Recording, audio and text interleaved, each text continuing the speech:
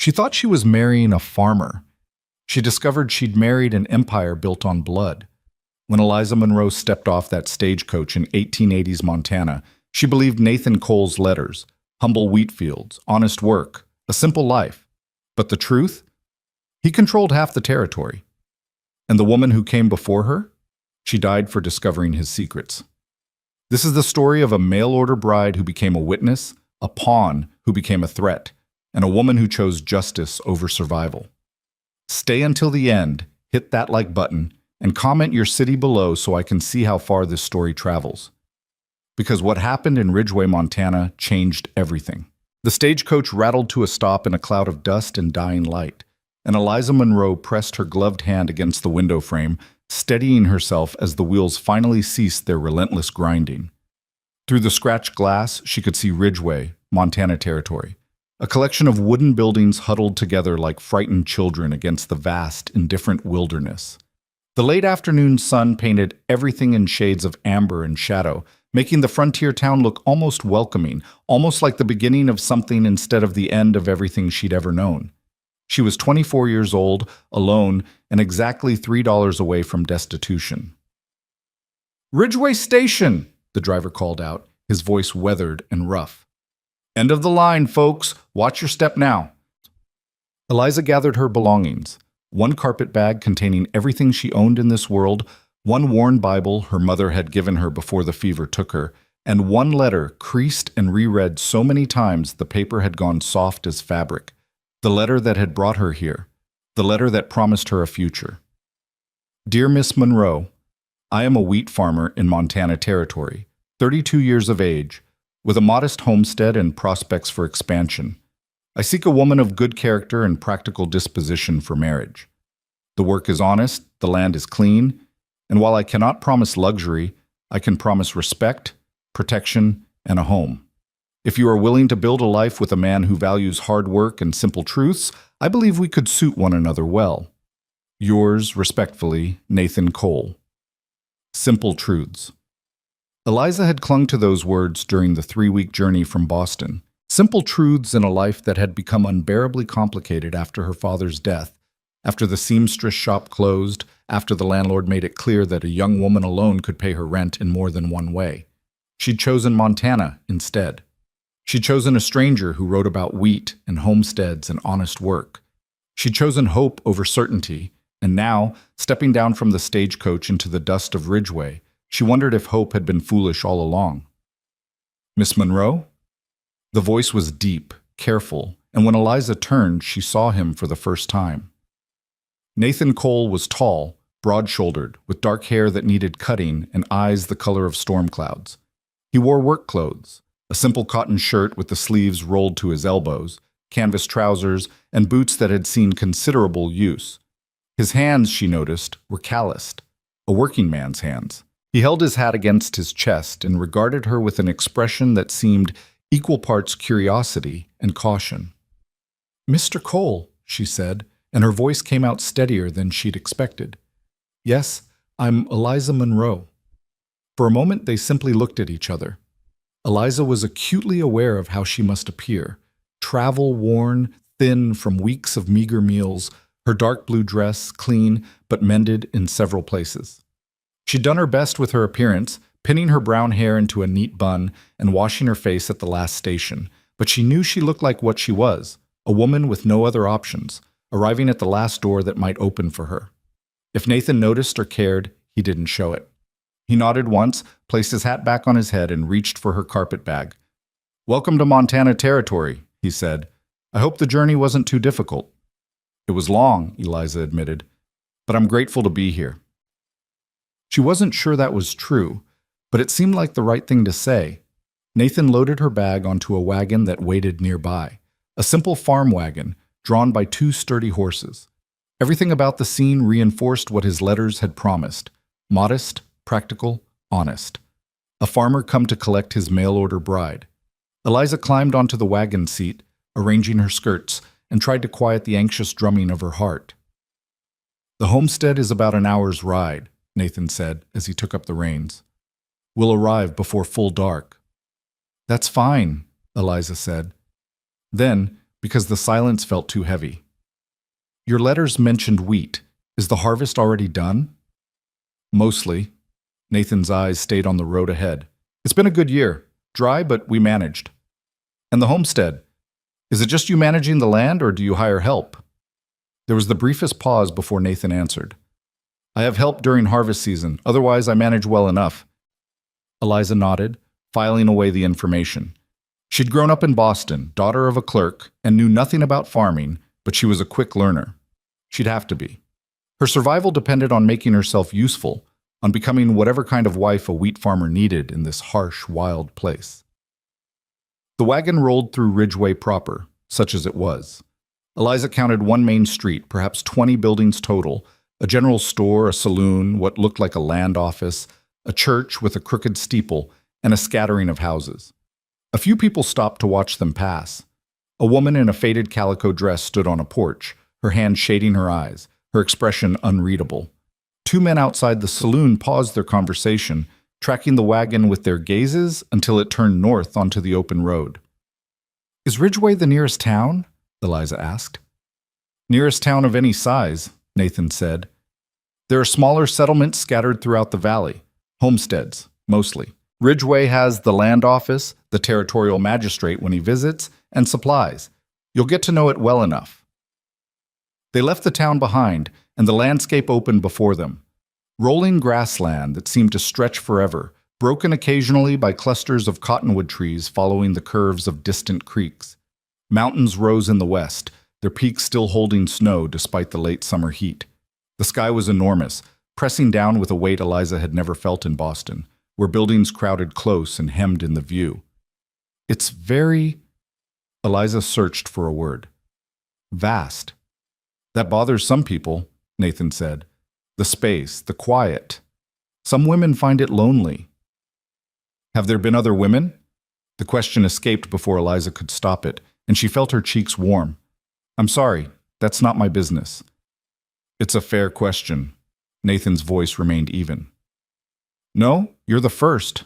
I wrote to the marriage broker in Boston because I decided it was time to settle down properly. A man gets to a certain age, and working alone starts to feel less like independence and more like isolation. Eliza glanced at his profile. Strong jaw, straight nose, the kind of face that would be called handsome if it smiled, though she hadn't seen that yet. And you thought a mail-order bride was the best solution? I thought honesty was the best solution, Nathan said. I could court a local girl, make promises, paint myself as something I'm not. But the truth is simpler. I'm a farmer. I work hard. I don't have much interest in dancing or poetry or romantic nonsense. I need a partner who understands what life here actually requires. Work, endurance, practical sense. You wrote in your letters that you understood that. I believed you. I did understand it, Eliza said quietly. I do understand it. What she didn't say, I understand it because I had no choice. Because I was days away from losing my room, from having nowhere to go, from considerations I don't want to think about. I understand it because you were my last option, not my preferred one. But perhaps Nathan understood that anyway. Perhaps that was why he'd chosen a mail-order bride in the first place, because desperation made for honest agreements, and desperate women didn't ask too many questions. They rode in silence for a while, the wagon wheels creaking rhythmically, the horses' hooves thudding against the packed earth. The sun sank lower, painting the grassland in shades of gold and rust. Eliza tried to imagine her life here, waking in a small farmhouse, cooking meals, mending clothes, perhaps tending a garden. It wouldn't be so different from her life in Boston, really, except for the space, the isolation, the strange man beside her who would become her husband. The justice of the peace comes through Ridgeway once a month, Nathan said, breaking the silence. He'll be there next week. I thought we'd wait until then. Let you settle in first. Make sure... He paused. Make sure this is truly what you want. Eliza looked at him sharply. Are you having second thoughts? No. Nathan's answer was immediate. But I want to give you the chance to have them. You traveled a long way based on letters from a stranger. If you want to turn around, go back. I'll pay for your passage. No hard feelings. It was a kindness, Eliza realized. A genuine offer of escape. and it made her chest tighten with something uncomfortably close to tears because kindness had been so rare lately, and because they both knew she couldn't accept it. "I have $3 to my name," Eliza said, keeping her voice steady. "No family, no prospects back east. I came here because I had nowhere else to go, Mr. Cole. That's the truth of it. Not romantic, not noble, just desperate. If that changes your mind about the arrangement, then I suppose we're both in a difficult position." Nathan was quiet for a long moment. Then he said, "I appreciate the honesty. You said you valued simple truths." "I do." Something in his voice shifted, became almost wry. "Though I'm learning that simple truths can still be complicated." "Welcome to marriage," Eliza said, and was surprised when Nathan actually smiled. Brief, but real. The landscape began to change as they traveled deeper into the valley. The grassland gave way to cultivated fields, neat rows of stubbled wheat stretching across the bottomland. Irrigation ditches reflected the dying light. Fence lines marked clear boundaries, and Eliza noticed they seemed to go on for a considerable distance. "Your property?" she asked. "Part of it. It's larger than I expected for a modest homestead." Nathan's hands tightened slightly on the reins. "I've been fortunate. Good land, good water, good timing." There was something he wasn't saying. Eliza sensed it, but before she could press the question, the homestead came into view, and Eliza's breath caught in her throat. She'd expected a small cabin, perhaps a barn, maybe a few outbuildings. What she saw instead was an estate. The main house was 2 stories built from solid timber and stone, with a wide porch wrapping around the front and windows that caught the last of the sunlight like amber eyes. A large barn stood to the left, freshly painted, easily twice the size of any barn Eliza had seen in her limited experience. To the right, she saw what looked like a bunkhouse, a smokehouse, a chicken coop, and several other structures she couldn't immediately identify. The whole compound was enclosed by well-maintained fencing, and in the distance she could see another building, maybe another house, or a foreman's quarters. "This is—" Eliza's voice failed her. Nathan brought the wagon to a stop in front of the main house. "This is home." "You said you were a wheat farmer." Eliza turned to stare at him. "You said modest homestead." "I am a wheat farmer." Nathan climbed down from the wagon, not meeting her eyes. "I work the land. The fact that I work more land than some doesn't change what I do." "Mr. Cole," Eliza didn't move from the wagon seat. "This isn't a homestead. This is an estate. This is—" She gestured at the sprawling property. "This is money, considerable money." "It's land," Nathan said. "Land requires work. Come inside. You must be tired." "I want to understand—" "Miss Monroe."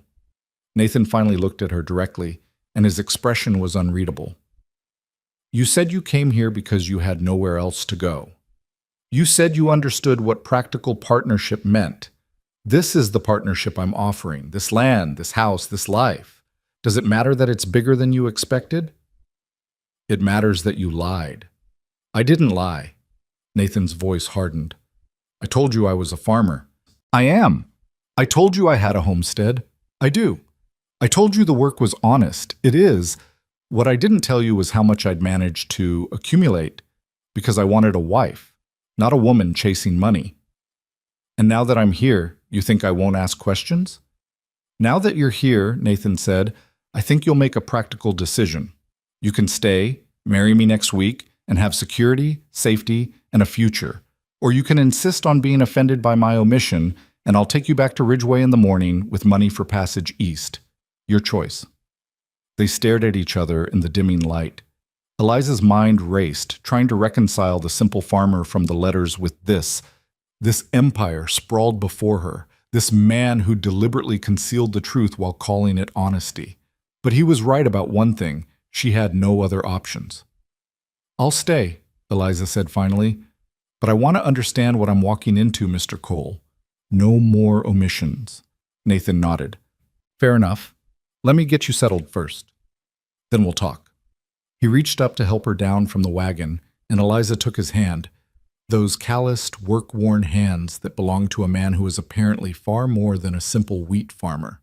Her feet touched the ground, and she looked up at the imposing house that would become her home and felt the first true stirring of unease. Because men didn't build estates like this on honest work alone.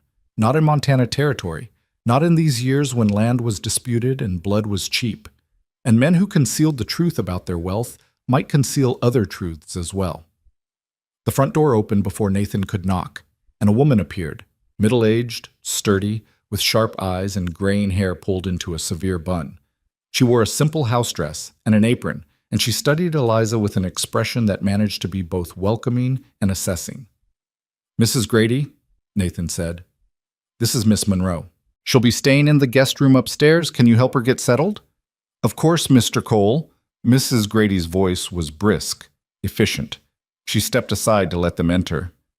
"I've prepared the room already, and there's supper keeping warm. Miss Monroe, welcome." "Thank you," Eliza managed, stepping into the house. The interior matched the exterior's grandeur.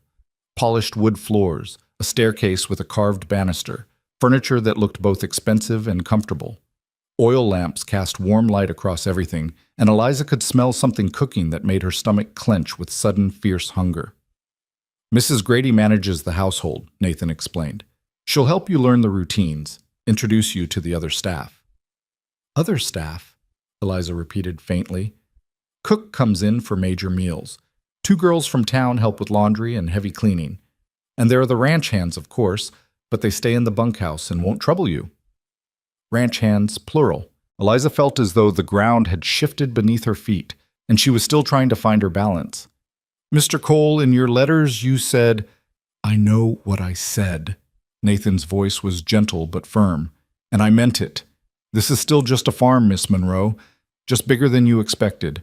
Mrs. Grady, please show Miss Monroe to her room. I'll see you both at supper." He walked away before Eliza could respond, disappearing through a door at the back of the house, leaving her standing in the grand foyer with her worn carpet bag and her growing sense that she'd made a terrible mistake. "This way, dear," Mrs. Grady said, already moving toward the staircase. "You look exhausted. A wash and a rest before supper will do you good." Eliza followed numbly, climbing the stairs, trying not to stare at the paintings on the walls. Landscape scenes, mostly, but expensive ones. The guest room was at the end of the hallway, and when Mrs. Grady opened the door, Eliza stepped into a space larger than the entire room she'd rented in Boston. A 4-poster bed dominated the room, piled with quilts. A wardrobe stood against one wall, a dressing table against another. Lace curtains framed the windows, and a washstand held a porcelain basin and pitcher. It was beautiful. It was overwhelming. "I'll bring hot water," Mrs. Grady said. "Take your time settling in. Supper's in an hour." "Mrs. Grady," Eliza said quickly, before the woman could leave. "How long have you worked for Mr. Cole?" "Going on 8 years now." "And in that time has he ever—" Eliza paused, choosing her words carefully. "Has he ever mentioned bringing a wife here before?" Mrs. Grady's expression shifted, became carefully neutral. "You're the first, Miss Monroe." "But there were others considered?" A longer pause, then— "There was talk of it once, but that was years ago, and nothing came of it. Mr. Cole is a private man, and it's not my place to gossip about his affairs." She softened slightly. "I will say this. He's a fair employer, and an honest one. Whatever brought you here, you could do worse for a husband in this territory." It wasn't quite an endorsement, but it wasn't a warning either. Eliza nodded. "Thank you." Left alone, Eliza sank onto the edge of the bed and let herself feel the full weight of the past 3 weeks. The grief of leaving everything familiar, the fear of the journey, the desperate hope that had sustained her, and now this strange new reality that didn't match anything she'd imagined.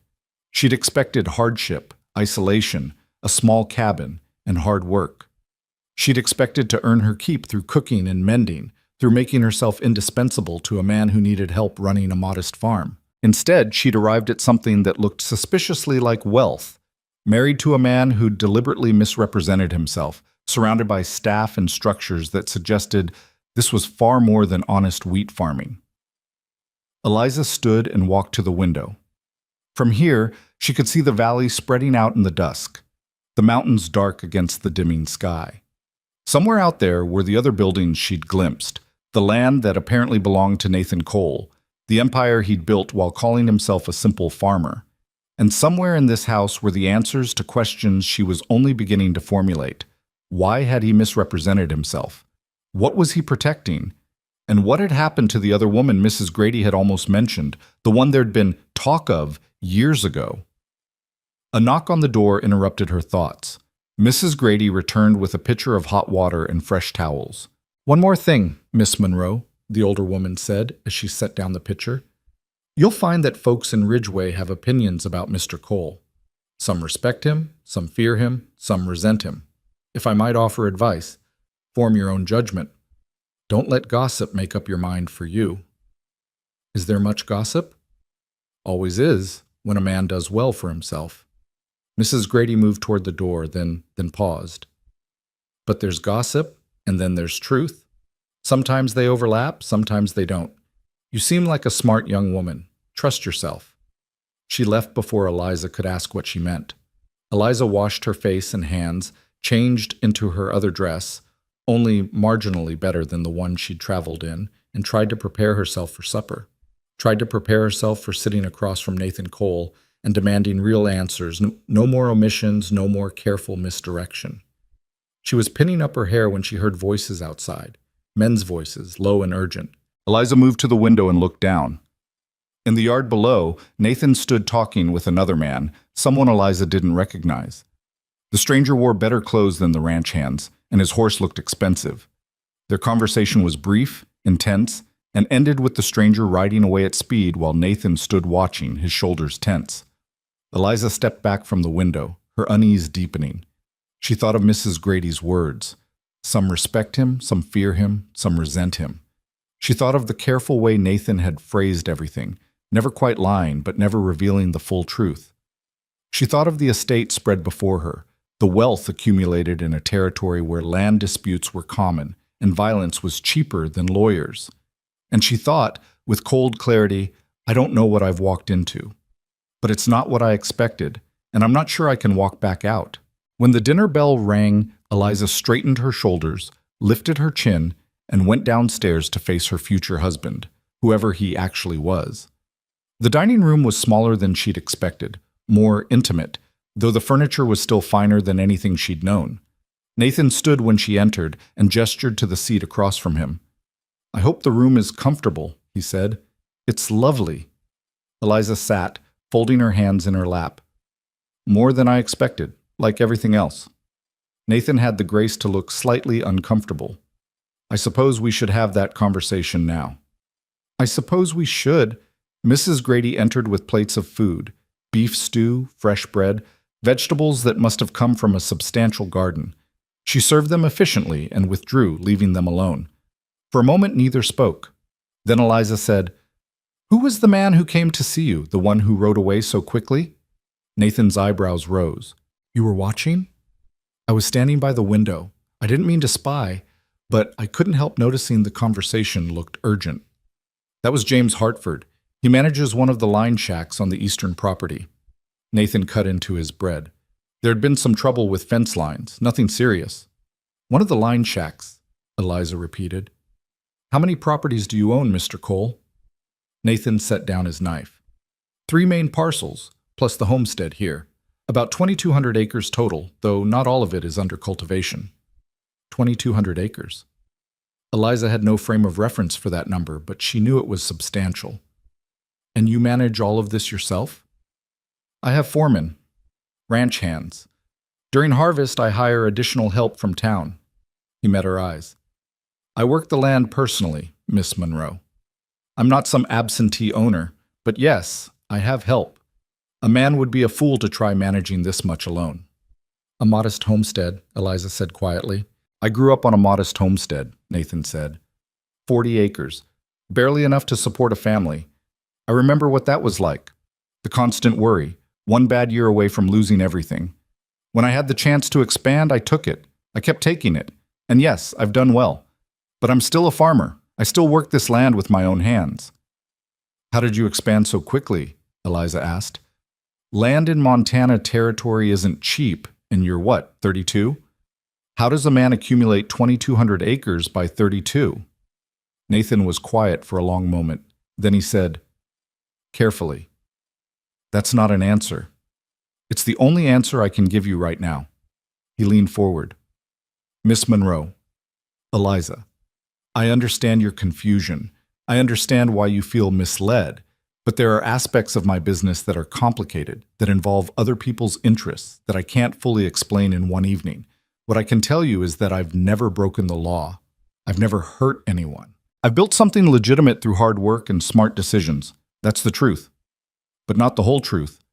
"No," Nathan admitted. "Not the whole truth. Not yet."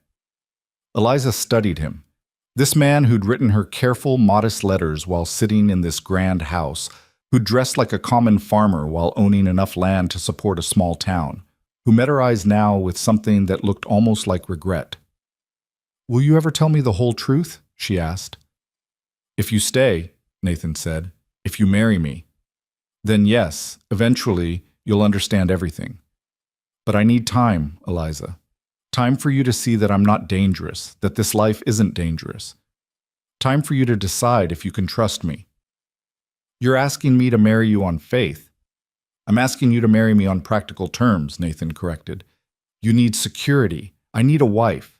We don't have to love each other, but we do need to trust each other eventually. Can you give me that time?" Eliza looked at her plate, at the abundance of food, at the expensive dishes and silver utensils. She thought of her $3, her lack of options, the long journey that had brought her here. "I don't have much choice, do I?" she said. "You always have a choice." Nathan's voice was gentle. "But yes, some choices are harder than others." They finished the meal in near silence, and afterward Nathan showed her around the first floor of the house. The parlor, the library, with more books than Eliza had seen outside of Boston, the office where he managed his accounts. Everything was well-appointed, expensive, carefully maintained. "You'll have access to all of this," Nathan said. "Mrs. Grady will help you learn how everything runs. You won't lack for anything." "Except honesty," Eliza said. Nathan stopped walking. "That's fair. But Eliza, understand, I'm trying to protect you. There are things about this territory, about how business works here, that are better learned gradually. If I overwhelm you with everything at once, you'll run. And he paused. "I don't want you to run."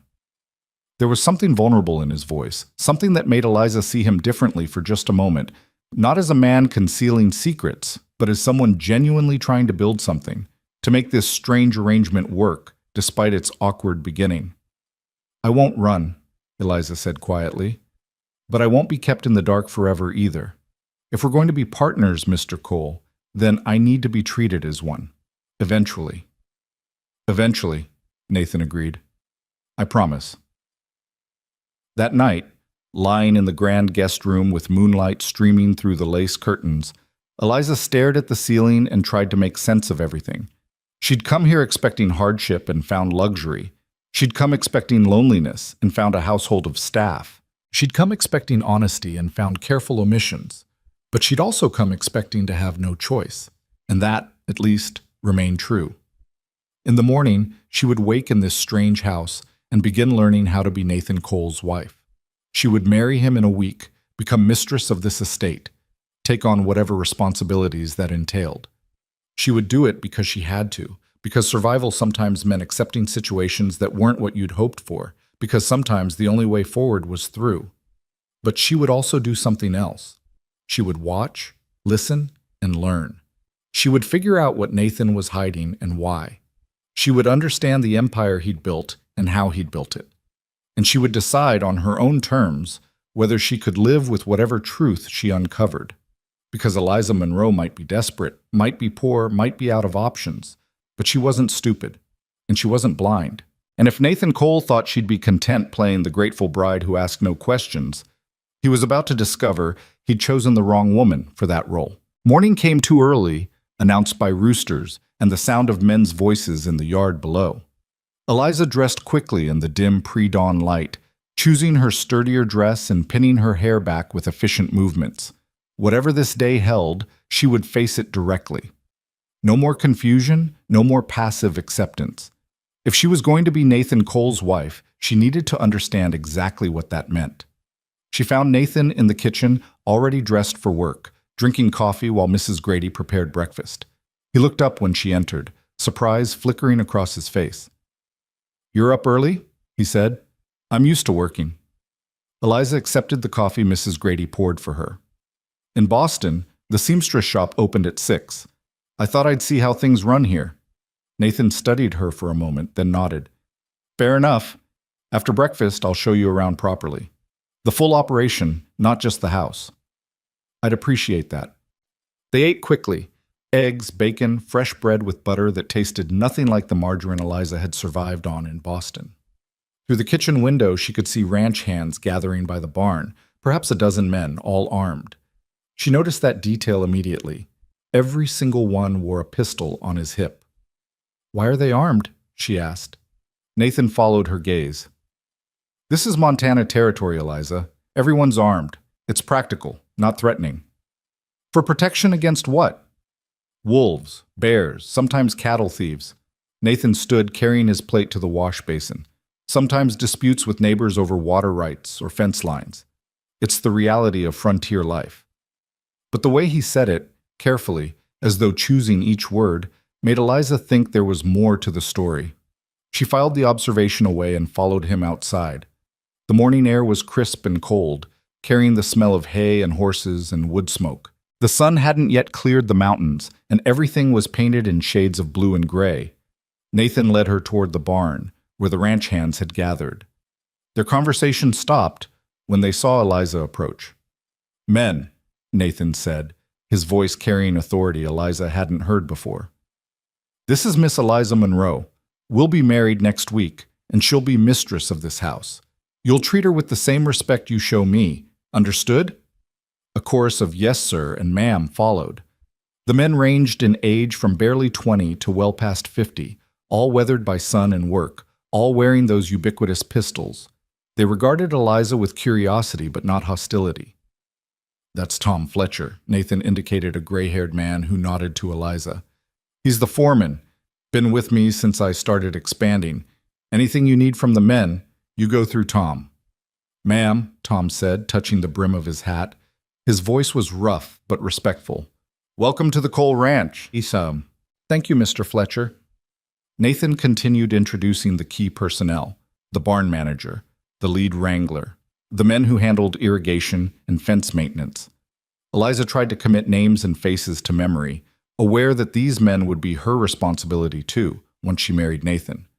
Their wages, their housing, their complaints and conflicts, all of it would fall partially to her. It was overwhelming, and it raised the same question that had kept her awake half the night. How did a wheat farmer need this many employees? After the introductions, Nathan led her on a tour of the immediate compound. The barn was immaculate, housing perhaps 30 horses, all of them looking well-fed and well-trained. The equipment shed held machinery Eliza couldn't identify, but which looked expensive and modern. The bunkhouse where the hands slept was clean and well-maintained, better than many boarding houses Eliza had seen in Boston. "The chickens are Mrs. Grady's domain," Nathan explained as they walked past the coop. "She manages the household animals and the kitchen garden. You'll want to work with her on meal planning and household accounts." "How many people am I feeding?" "Depends on the season. Right now, about 15 men plus household staff. During harvest, it can be up to 30. 30 people. Eliza felt dizzy.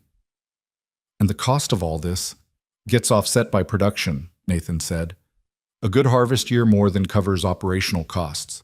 Last year was excellent. This year's been good too." They walked beyond the main compound, following a wagon road that led east. The land rolled gently here, covered in stubbled wheat fields that stretched to the horizon. Irrigation ditches caught the early morning light, and Eliza could see the careful engineering that had gone into water management.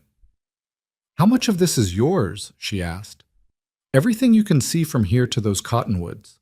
Nathan pointed to a distant tree line. "That's the eastern boundary of the main property. The river runs along there, which is why this land is so valuable. Water rights in Montana territory can make or break a ranch." "And your other properties?" Nathan's jaw tightened slightly. "The north parcel is grazing land, about 800 acres. Good for cattle, though I focus mainly on wheat. The south parcel is smaller, but it has timber rights. And there's a section near town that I'm holding for, he paused, for future development. Future development, Eliza repeated. That sounds like more than farming, Mr. Cole. Nathan, he corrected. And yes, I suppose it is. A smart man diversifies, Eliza. Wheat prices fluctuate. Weather can destroy a harvest. I've learned to have multiple income streams. They walked in silence for a few minutes, Eliza processing everything she was seeing and hearing. The scale of the operation was staggering. This wasn't a homestead that had gradually expanded through hard work and good luck. This was deliberate, aggressive acquisition of land and resources. This was empire building. Who owned this land before you? She asked finally. The question hung in the air between them. Nathan stopped walking and turned to face her directly. Various people, he said carefully. Some sold willingly, some needed money and took my offers. A few parcels were acquired through the land office when previous claims fell through. Fell through how? Eliza, this is complicated. Then uncomplicate it. She kept her voice calm but firm. You promised me honesty eventually. I'm asking for it now. How did you acquire 2,200 acres in a territory where land is precious and people kill each other over water rights? Because that's what you're talking about, isn't it?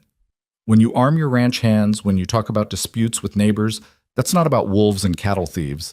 That's about protecting what you've taken from people who didn't want to give it up. Nathan's expression darkened. I haven't taken anything that wasn't legally mine to acquire. Legal and right aren't always the same thing. No, he agreed quietly. They're not.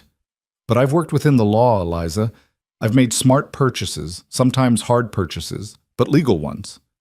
I won't apologize for succeeding in a place where most men fail. I'm not asking you to apologize. I'm asking you to tell me the truth about what I'm becoming part of. They stared at each other, and Eliza saw the moment Nathan made his decision. He gestured to a large outcropping of rock nearby. Sit with me. I'll tell you some of it. Not all, not yet, but enough that you understand what you're asking. They settled on the sun-warmed stone, looking out over the golden fields. Nathan was quiet for a long moment before he spoke. My father was a homesteader, he said finally. 40 acres of marginal land, barely enough to feed 4 children. I watched him work himself to death trying to make it produce, watched my mother stretch every penny until it screamed.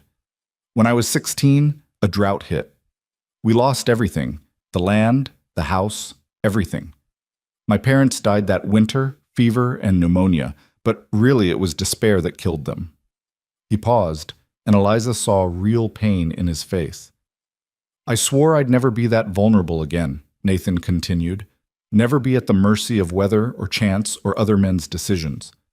So when I got my own homestead claim at 21, I worked like a demon.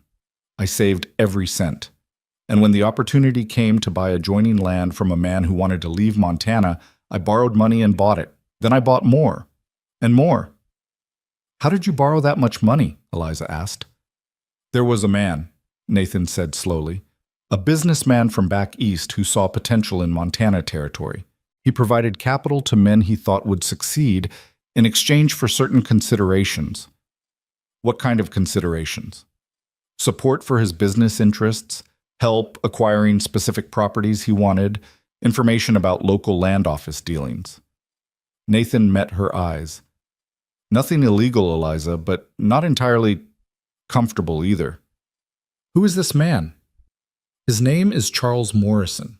He owns mining interests, timber rights, and he's heavily invested in the railroad expansion. He's the one who provided the initial capital that let me start expanding. I've paid back every cent with interest, but the connection remains. He's politically powerful, and association with him opens doors. Eliza felt cold despite the warming sun. And closes others, I imagine. Men with that kind of power usually make enemies. Yes, Nathan's admission was quiet. Morrison has enemies, and by extension, so do I. There are people in this territory who resent outside capital, who see Morrison as a carpetbagger trying to steal Montana's resources. They view anyone associated with him as complicit in that theft. Are they wrong? I don't know, Nathan said honestly. Morrison's money has helped build real infrastructure here, mills, roads, irrigation systems that benefit everyone. But he's also pushed out smaller operators, consolidated land holdings, changed the power structure. Whether that's progress or exploitation depends on your perspective. Eliza turned this information over in her mind. And the other landowners around here, the ones you bought from or competed with, how do they feel about you? Mixed, Nathan admitted. Some respect success, some resent it, and some, he hesitated. Some believe I used underhanded methods to acquire their land. Did you? I used every legal method available. Sometimes that meant buying debt and calling it due. Sometimes that meant purchasing water rights that made adjacent properties less valuable, then buying those properties at reduced prices. Sometimes that meant outbidding others at land office auctions when claims were forfeited.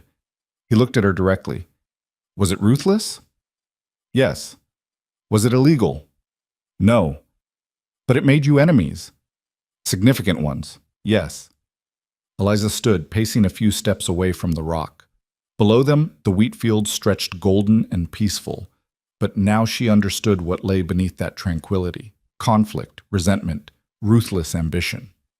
Nathan had built his empire legally, perhaps, but not gently, and now she was being asked to become part of it, to take her place as mistress of land that others believed should have been theirs. Who specifically opposes you? She asked. If I'm staying here, I need to know who considers me their enemy by association. Nathan stood too, joining her at the edge of the outcropping. The Hendricks family lost about 300 acres when I bought their debt 2 years ago. They're still bitter about it. The Cartwright Ranch to the north competes with me for water rights and grazing land. We've had several ugly disputes. And there's a group of smaller homesteaders who believe I'm trying to force them out to expand further. Are you? No. I have enough land, but they don't believe that, and my connection to Morrison makes them suspicious. He paused. There's also the political dimension. Morrison supports the territorial governor and the push for statehood, which means supporting the Republican establishment. That makes enemies of the Democrats and various reform movements who see corruption in the current system. Eliza pressed her hand to her forehead, feeling overwhelmed. So I'm not just marrying a wheat farmer. I'm marrying into territorial politics, land disputes, and a web of alliances and enemies that I don't understand and didn't choose. Yes, Nathan said simply. That's the truth you wanted. That's what you're walking into. Why me? Eliza turned to face him. If you're this wealthy, this connected, why send for a mail-order bride from Boston?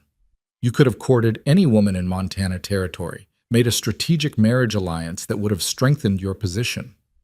Nathan's expression shifted, became almost vulnerable.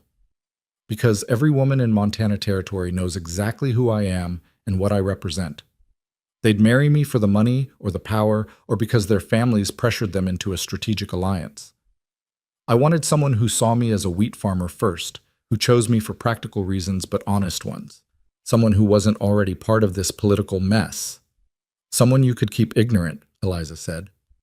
Someone I could protect from the uglier realities until she was committed enough to weather them, Nathan corrected. I wasn't trying to deceive you, Eliza. I was trying to give you, and us, a chance at something uncomplicated before the complications became unavoidable. A shout from below interrupted them. They both turned to see Tom Fletcher riding hard toward their position, his horse lathered and his face grim. He reined in at the base of the outcropping. Mr. Cole, he called up. Trouble at the north fence line. Hendricks and his sons cut through about 50 yards of wire. They're on our grazing land with their cattle. Nathan's jaw clenched. How many of them? 4 men that we saw, all armed. They told our boys to back off or there'd be bloodshed. Eliza felt her heart skip. This wasn't theoretical anymore. This was the reality Nathan had been describing, playing out in real time. Get 6 men mounted, Nathan ordered. I'll be down in 2 minutes. He turned to Eliza. I need to handle this. Tom will escort you back to the house. I'm coming with you, Eliza said. Absolutely not. If I'm going to be your wife, I need to understand what that means. I need to see how these disputes actually unfold. Eliza, these situations can turn violent. Then I need to see that too. She kept her voice steady despite her fear. You just told me I'm walking into territorial politics and land disputes. You can't shelter me from the reality while also expecting me to accept it. I'm coming with you." Nathan looked torn, clearly wanting to refuse but also recognizing the truth in her words. Finally, he nodded curtly. "You stay behind me at all times. You do exactly what I say. And if shooting starts, you hit the ground and stay down. Understood?" "Understood." They rode north with 8 men, Nathan and Eliza on horseback with the ranch hands surrounding them. Eliza had ridden occasionally in Boston, sedate park circuits, but this was different. The pace was hard, the terrain rough, and she had to concentrate on staying mounted while her mind raced with anxiety about what they were riding toward. The north fence line came into view after 20 minutes of hard riding. Eliza could see the destroyed section immediately, fence posts knocked down, wire cut and trampled, a gap wide enough to drive cattle through. And there, on coal land, were perhaps 40 head of cattle bearing the Hendricks brand, grazing peacefully while 4 armed men sat their horses watching. Nathan reined in about 50 yards away. His men formed a line behind him, all of them with hands resting casually on their holstered pistols. The Hendricks men mirrored the posture. Eliza's mouth went dry. This was how range wars started. 2 groups of armed men facing each other over disputed boundaries, each believing they had right on their side. "Hendricks," Nathan called out, his voice carrying across the distance. "You're on my land with your cattle. That's trespassing and theft of grazing." The man who rode forward was perhaps 50, weathered and hard-eyed. His sons, Eliza assumed, flanked him, younger versions of the same face, equally hostile. "Your land," Hendricks spat. "This was open range before you came along with your fences and your bought judges. My cattle have grazed this section for 15 years. And for the last 2 years since I legally purchased this parcel, you've been told to keep them off," Nathan said. "I've been patient, Hendricks. I've warned you. I've given you time to adjust your routes, but cutting my fence is destruction of property, and I won't tolerate it." "What are you going to do, Cole? Shoot us?" Hendricks' hand moved toward his pistol. "Go ahead. Do it in front of your mail-order bride there. Show her what kind of man she's marrying." Eliza felt every eye turn to her. She sat her horse as steadily as she could, refusing to show fear even as her heart hammered against her ribs. "I don't want bloodshed," Nathan said, his voice dangerously calm. "I want you to remove your cattle from my land, repair the fence you destroyed, and agree to respect the property lines going forward. And if I refuse, then I'll file charges with the territorial magistrate, and you'll lose more than grazing rights. You'll lose your own land when the fines exceed your ability to pay." Hendricks' face flushed red. "You already stole 300 acres from me through your crooked banker friends. Now you want to threaten me with more legal theft?" "I bought debt you couldn't pay," Nathan said. "That's not theft. That's business. You made bad decisions, borrowed more than you could return, and suffered the consequences. I'm sorry for your situation, but it doesn't give you the right to trespass." "Business," Hendricks repeated bitterly. "You call it business. I call it a man with Eastern money coming in and destroying honest ranchers who were here first." One of his sons spoke up, his voice tight with anger. "My father built this ranch with his own hands, fought Indians, survived winters that killed half the territory, and you just swept in with Morrison's dirty money and took it all because we had 2 bad years." "3 bad years," Nathan corrected quietly, "and I gave you chance after chance to restructure the debt before I bought it. I'm not the villain you want me to be, Hendricks. I'm just a man who made different choices than you did." "You're a man who destroys families," Hendricks said, "and one day, Cole, someone's going to destroy you right back. Maybe not today. Maybe not this year. But you're making too many enemies. Eventually they'll band together, and your money and your hired guns won't be enough." The threat hung in the air like smoke. Eliza could feel the tension radiating from Nathan's men, could see fingers inching toward weapons. One wrong word, one sudden movement, and this would explode into violence. "Tom," Nathan said quietly, not taking his eyes off Hendricks. "Ride into town. Get Sheriff Morrison. Tell him we have a fence dispute that needs official resolution." "Sheriff Morrison," Hendricks laughed harshly. "Charles Morrison's nephew. How convenient that the law in this territory is related to your patron. I'm sure we'll get a fair hearing." "Would you prefer I handle this myself?" Nathan's voice dropped, became colder. "Because we can settle this right now, Hendricks, without the law. Is that what you want?" Eliza saw Hendricks' sons tense, saw Nathan's men shift in their saddles. This was the moment, the point where words would give way to bullets. She acted without thinking, urging her horse forward past Nathan's protective line. "Mr. Hendricks," she said, her voice surprisingly steady, "my name is Eliza Monroe. As you've observed, I'm new to Montana territory. I don't know the history between you and Mr. Cole, and I won't pretend to judge who's right and who's wrong. But I do know that if shooting starts here today, some of you won't go home to your families tonight. Is grazing land worth dying for? Is it worth killing for?" "Miss Monroe," Nathan started, but Eliza held up a hand. "I'm not finished." She looked at Hendricks directly. "You're angry. I understand that. You feel you've been wronged, that you've lost something that should have been yours. Maybe you're right. Maybe the system is corrupt and unjust. But killing each other over it won't fix the system. It'll just create widows and orphans and more bitterness." Hendricks stared at her, some of the rage fading from his face, replaced by something like surprise. "Pretty speech, ma'am, but it doesn't change the facts." "No," Eliza agreed, "but maybe it changes how we respond to those facts. Mr. Cole says he'll file charges if you don't leave. You say the law here is corrupt, so prove it. Let him file his charges.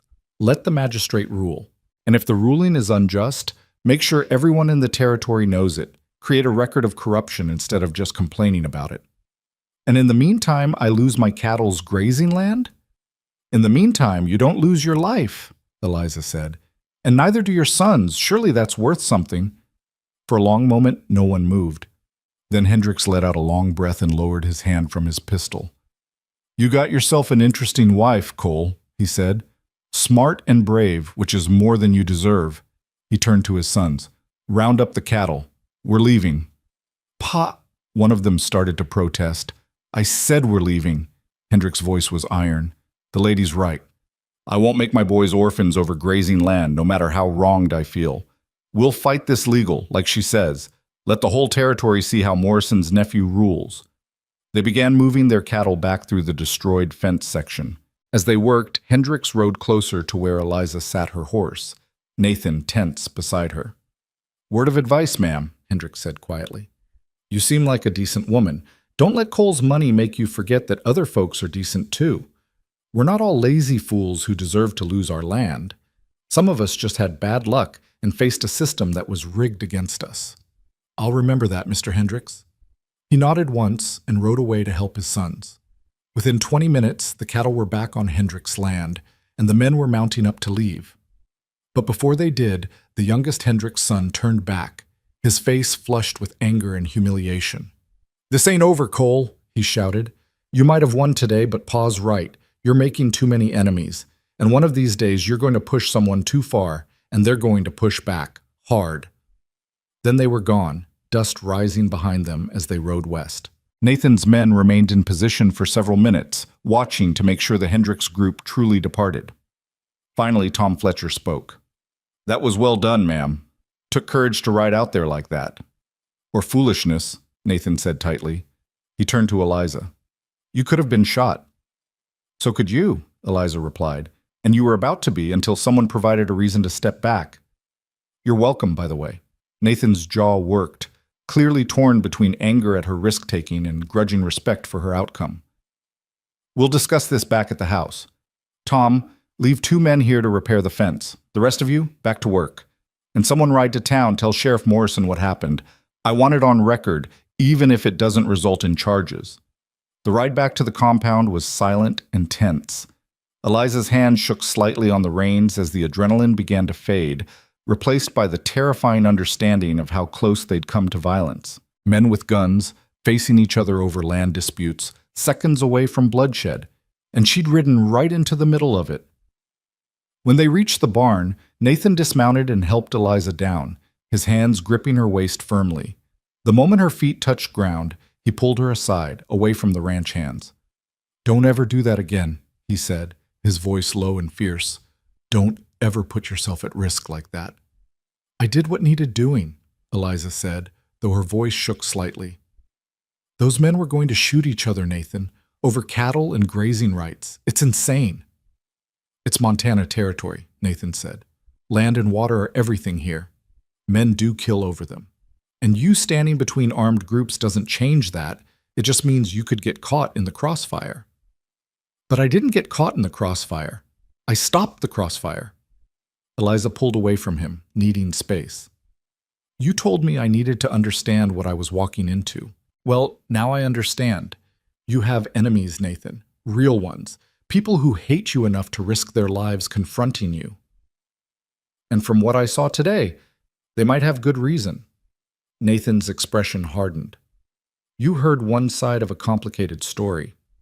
I heard a man who lost land his family had worked for generations, who believes the system is corrupt, and you're part of that corruption. Is he wrong? He made bad business decisions and couldn't recover from them. That's not corruption, that's capitalism. When the banker, the judge, and the sheriff are all connected to the same power structure that benefited from his failure, that feels corrupt, Nathan, even if it's technically legal. Eliza pressed her hand to her forehead, suddenly exhausted. I need to think. I need to process what I just saw and what it means. Eliza, please. She held up her hand. Just give me some time. I'm not running. I'm not rejecting anything. I just need to think. She walked toward the house, leaving Nathan standing in the yard. Mrs. Grady met her at the door, concern evident on her face. Lord have mercy, child, you look pale as milk. Come sit down. I'll make tea. Eliza let herself be led to the kitchen, let Mrs. Grady fuss over her with tea and biscuits. But her mind wouldn't settle, kept replaying the confrontation at the fence line, the hatred in Hendricks' voice, the fear of violence, the terrible understanding that this was Nathan's reality. This was the life she was agreeing to join. Mrs. Grady, she said finally. What happened to the land Mr. Cole acquired from the Hendricks family? Mrs. Grady's hands stilled in her work. That's complicated history, Miss Monroe. I need uncomplicated answers. The older woman sighed and sat down across from Eliza. Hendricks had debt with a bank in Helena, bad harvests, some poor investments, medical expenses when his wife was sick. The debt got sold to another entity, and when Hendricks couldn't pay, that entity foreclosed. Mr. Cole bought the land at auction. What entity bought the debt? One of Mr. Morrison's holding companies. Eliza closed her eyes. So Morrison acquired the debt, foreclosed on the property, and then conveniently sold it to his protege at a price Nathan could afford. I don't know the business details, Miss Monroe. I just know Mr. Cole acquired the land legally. Legally, Eliza repeated. Does everyone keep using that word because it's the only defense available? Because legal and ethical aren't the same thing? Mrs. Grady's expression softened. You're trying to decide if you can live with who Mr. Cole is and how he got where he is. That's fair. But let me tell you what I know about the man. He's never lied to me, never cheated me, never treated anyone in his household poorly. He pays fair wages, provides good conditions, and deals honestly with the people who work for him. Whatever happened with the Hendricks land, whatever role Morrison played, Mr. Cole has built something real here, something that provides for a lot of families. Including yours? Including mine, Mrs. Grady admitted. So yes, I'm biased, but I'm also observant, and I've watched Mr. Cole handle conflict many times. He tries negotiation first, compensation when possible, and force only when necessary. That's more than most men in this territory can claim. Eliza wanted to believe that. Wanted to see Nathan as the pragmatic businessman rather than the ruthless empire builder. But after this morning, after seeing the hatred in Hendricks' eyes and understanding its source, she couldn't quite manage it. She spent the rest of the day in her room, watching from the window as ranch operations continued below. Men repaired equipment, moved horses, conducted the daily business of running a large agricultural operation. Everything looked normal, peaceful even. But now Eliza understood what lay beneath that surface: conflict, coercion, and an empire built on the broken dreams of men like Hendricks. That evening, Nathan knocked on her door. May I come in? Eliza considered refusing, but that would only delay the inevitable. Yes. He entered, still wearing his work clothes, looking tired and troubled. I wanted to apologize. You were right to come today. to see how these situations unfold. I've been trying to protect you from the uglier realities, but that's not fair to either of us." "No," Eliza agreed. "It's not." Nathan sat in the chair by the window, leaving space between them. "I also wanted to explain something about the Hendricks situation. What you didn't hear today is that I offered to buy their land outright before the foreclosure. I offered them market value, which would have paid off their debt and left them with money to start over. They refused, said they wouldn't sell to Morrison's man, that they'd rather lose it all than deal with me." Eliza absorbed this. So pride destroyed them as much as debt. Pride and stubbornness, yes. But that doesn't make what happened right, and I know that. I know Morrison manipulated the situation to get me land I wanted. I benefited from a corrupt system, even if I followed its rules. He met her eyes. "I'm not asking you to excuse that. I'm asking if you can live with a man who's compromised in that way, who's built something real but not entirely clean." It was the most honest he'd been since she arrived. Eliza appreciated that, even as it complicated her feelings further. "I don't know yet," she said. "I need more time. The justice of the peace comes in 5 days." "I know. Do you want me to postpone the wedding?" Eliza considered the question seriously. If she postponed, would anything really change? Would she suddenly develop clear moral conviction about Nathan's empire building? Or would she simply be delaying an inevitable decision, marry him despite his compromises, or leave Montana Territory with $3 and no future? "No," she said finally. "Don't postpone. But Nathan, I need you to promise me something." "What?" "No more secrets. No more careful omissions. If I'm going to be your wife, your partner in this enterprise, then I need to know everything. The full truth about Morrison, about your business dealings, about where this empire came from and where it's going. I need to make an informed choice, not a blind one." Nathan was quiet for a long moment. Then he nodded. "Tomorrow, I'll show you the account books, the contracts, the correspondence, the full financial picture. And I'll tell you about the railroad deal." "What railroad deal?" "The reason Morrison wanted me married before year's end," Nathan said. "The reason timing matters, why certain territorial politicians are nervous, and why I've been expanding so aggressively. Tomorrow, I'll explain it all. And then you can decide if you want to be part of it or not." He stood to leave, but paused at the door. "For what it's worth, Eliza, I'm glad you came today. I'm glad you saw the ugliness instead of just hearing about it secondhand. Because now when you make your decision, it'll be based on reality, not fantasy, and whatever you decide, I'll respect it." After he left, Eliza stood at the window watching darkness settle over the valley. Somewhere out there, Hendricks and his sons were nursing their humiliation and anger. Somewhere, other displaced landowners were plotting their resentment. And somewhere, men like Charles Morrison were moving pieces on a board only they could see, using people like Nathan, and now Eliza, to build their vision of Montana's future. She thought about the mail-order bride who'd left Boston 3 weeks ago, believing she was marrying a simple wheat farmer. That woman seemed impossibly naive now, almost another person entirely. Because the woman standing at this window understood something that naive girl hadn't.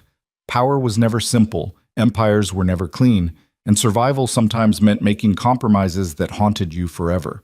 The question was whether she could live with those compromises, or whether her conscience would demand she walk away from the only security she'd been offered in years. Tomorrow, Nathan would show her the full picture. Tomorrow, she'd see the complete architecture of what she was being asked to join. And then she'd have to choose. Not between good and evil, because nothing in Montana Territory seemed that clear, but between practical survival and moral purity, between Nathan's flawed empire and her own desperate circumstances. It wasn't the choice she'd imagined making when she answered his advertisement. But then again, nothing about this situation was what she'd imagined, and perhaps that was the real lesson of the frontier, that survival meant adapting to realities you never anticipated, and that sometimes strength meant accepting situations that were far from ideal because the alternatives were worse. Eliza pressed her forehead against the cool glass and tried to imagine herself as mistress of this empire, partner to a man whose wealth was built on the broken dreams of his neighbors, complicit in a system she found morally troubling but couldn't deny benefited her directly. Could she live with that? She didn't know yet. But she was beginning to suspect the answer was yes. Not because she wanted to, but because she had to. Because survival had always required compromise. And Montana Territory simply made that truth more obvious than polite Boston society ever had. Tomorrow would bring more revelations, more complications, more reasons to walk away. But Eliza suspected that when the time came to actually decide, she'd stay. Not for love, not even for money, really, but for something more fundamental, the chance to matter, to have power, to be something more than a desperate seamstress with $3 and no future. Even if that something came with a price she wasn't sure she could afford. The next morning arrived with unexpected warmth, sunlight streaming through Eliza's window and painting everything gold. She dressed carefully, choosing her better dress because today felt significant. The day Nathan would finally reveal the full architecture of his empire. The day she'd understand completely what she was choosing. But when she came downstairs, Mrs. Grady met her with an anxious expression. "Mr. Cole had to ride out early, Miss Monroe. Trouble at the South Timber parcel, some equipment damaged, possibly vandalism. He said to tell you he'll be back by noon, and you should wait for him before going through the account books." Eliza felt a flash of frustration. Another delay, another complication. "How long has he been gone?" "Left before dawn. Tom Fletcher went with him and 4 men. They expected it might be another confrontation like yesterday." The worry in Mrs. Grady's voice was evident, and Eliza felt an answering anxiety in her own chest. Nathan riding into potential danger, possibly facing more angry landowners, while she waited helplessly at the house. She hated it. "Is there anything I can do while I wait?" Eliza asked. "Some way to make myself useful?" Mrs. Grady's expression brightened slightly. "Well, there is the household inventory to review, and I could show you the account books for domestic expenses. You'll need to understand those regardless. It's not the business side Mr. Cole handles, but it's important work." "That sounds perfect." They spent the next 2 hours in Mrs. Grady's small office off the kitchen, reviewing supplies, expenses, and the complex logistics of feeding and housing 15 to 30 people depending on the season. Eliza was surprised by how much she understood. Her years managing the seamstress shop's meager finances had taught her careful accounting, and these books were simply a larger scale of the same principles.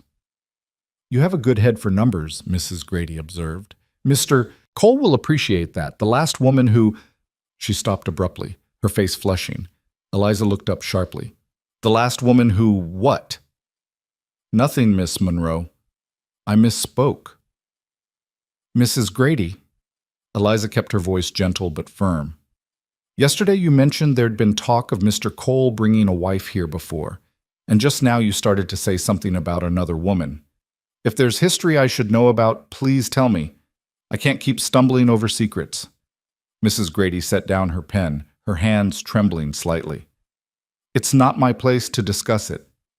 "Then whose place is it? Nathan's? Because he's shown a remarkable talent for omitting important information." Eliza leaned forward. "Please, if I'm walking into something, I need to understand what it is." The older woman was quiet for a long moment, clearly wrestling with loyalty and conscience. Finally, she sighed deeply. "Her name was Clara Jennings. She came here 4 years ago." Eliza's blood went cold. "Another mail-order bride?" "Yes. She was from Ohio, I think. Or maybe Indiana. Somewhere back east. She arrived just like you did. Stagecoach, carpetbag, full of hope and fear." Mrs. Grady's eyes grew distant. "She was younger than you. 21, maybe 22. Blonde hair, pretty in a delicate way. Too delicate for Montana, I thought when I first saw her." "What happened to her?" "She stayed about 3 months. At first, everything seemed fine. She learned the household routines, started preparing for the wedding. Mr. Cole seemed pleased with the arrangement. But then—" Mrs. Grady paused, choosing her words carefully. "She started asking questions about the business, about where the money came from, about some of the land acquisitions. She was curious, always poking around in places she shouldn't." "Like the account books?" "Among other things. She'd ride out to the properties, talk to the ranch hands, ask about previous owners. Mr. Cole told her to stop, said she was stirring up trouble. They argued about it several times." Eliza felt her chest tighten. "And then?"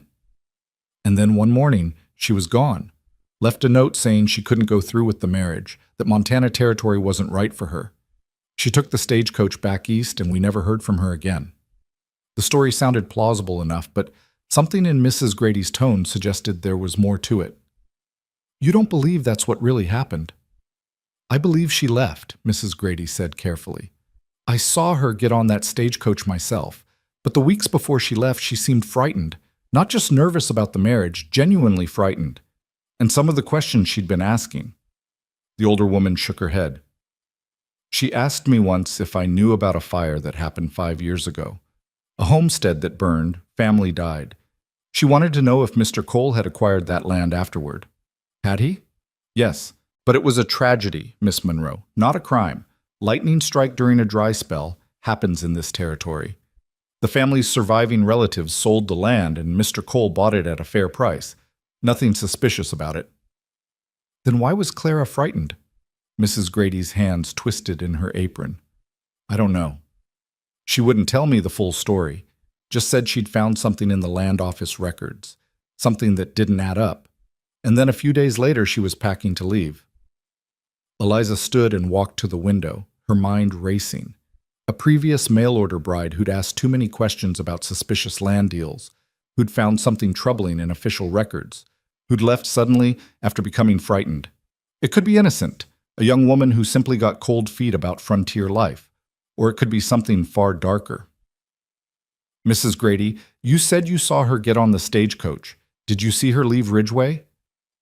No, I was here at the house. Mr. Cole took her to town himself, said goodbye, gave her money for passage. That was the last any of us saw her. And no one thought to write to her family? To confirm she arrived safely back east? Mrs. Grady's face paled.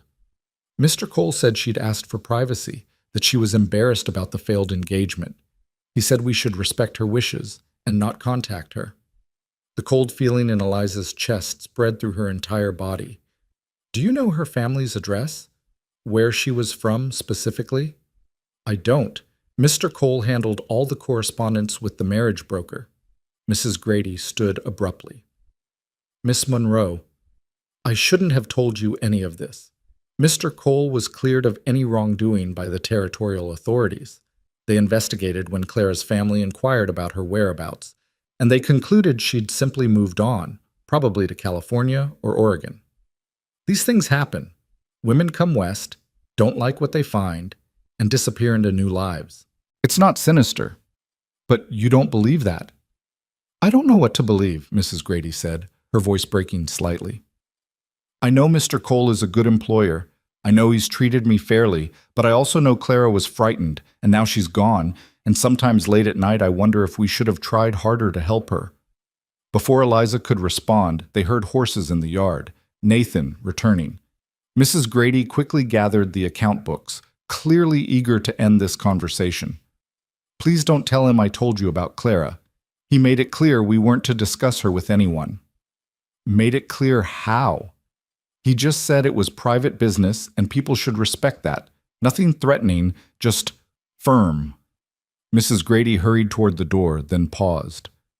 For what it's worth, Miss Monroe, I don't think Mr. Cole would hurt anyone. I truly don't.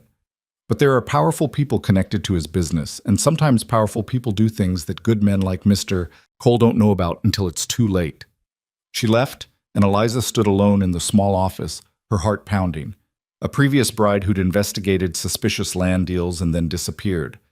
Family members who'd inquired about her whereabouts. Territorial authorities who'd investigated and concluded nothing suspicious had occurred. It could all be innocent. Or it could be the most damning evidence yet that Nathan's empire was built on more than just ruthless capitalism. She needed to know the truth. Nathan appeared in the doorway, looking tired and troubled.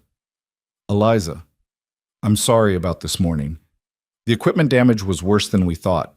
Not vandalism, actually, just poor maintenance by the timber crew, but we had to deal with it before the whole operation shut down. It's fine, Eliza said, keeping her voice steady. Mrs. Grady was showing me the household accounts. Good. Are you ready to see the business side now? I promised you full transparency, and I meant it. They went to his office, a spacious room lined with file cabinets and bookshelves, dominated by a large desk covered in papers and ledgers. Nathan pulled out several account books and spread them across the desk. "This is everything," he said. "Every land purchase, every loan, every business dealing for the past 10 years. I'm not hiding anything, Eliza. Ask me whatever you want."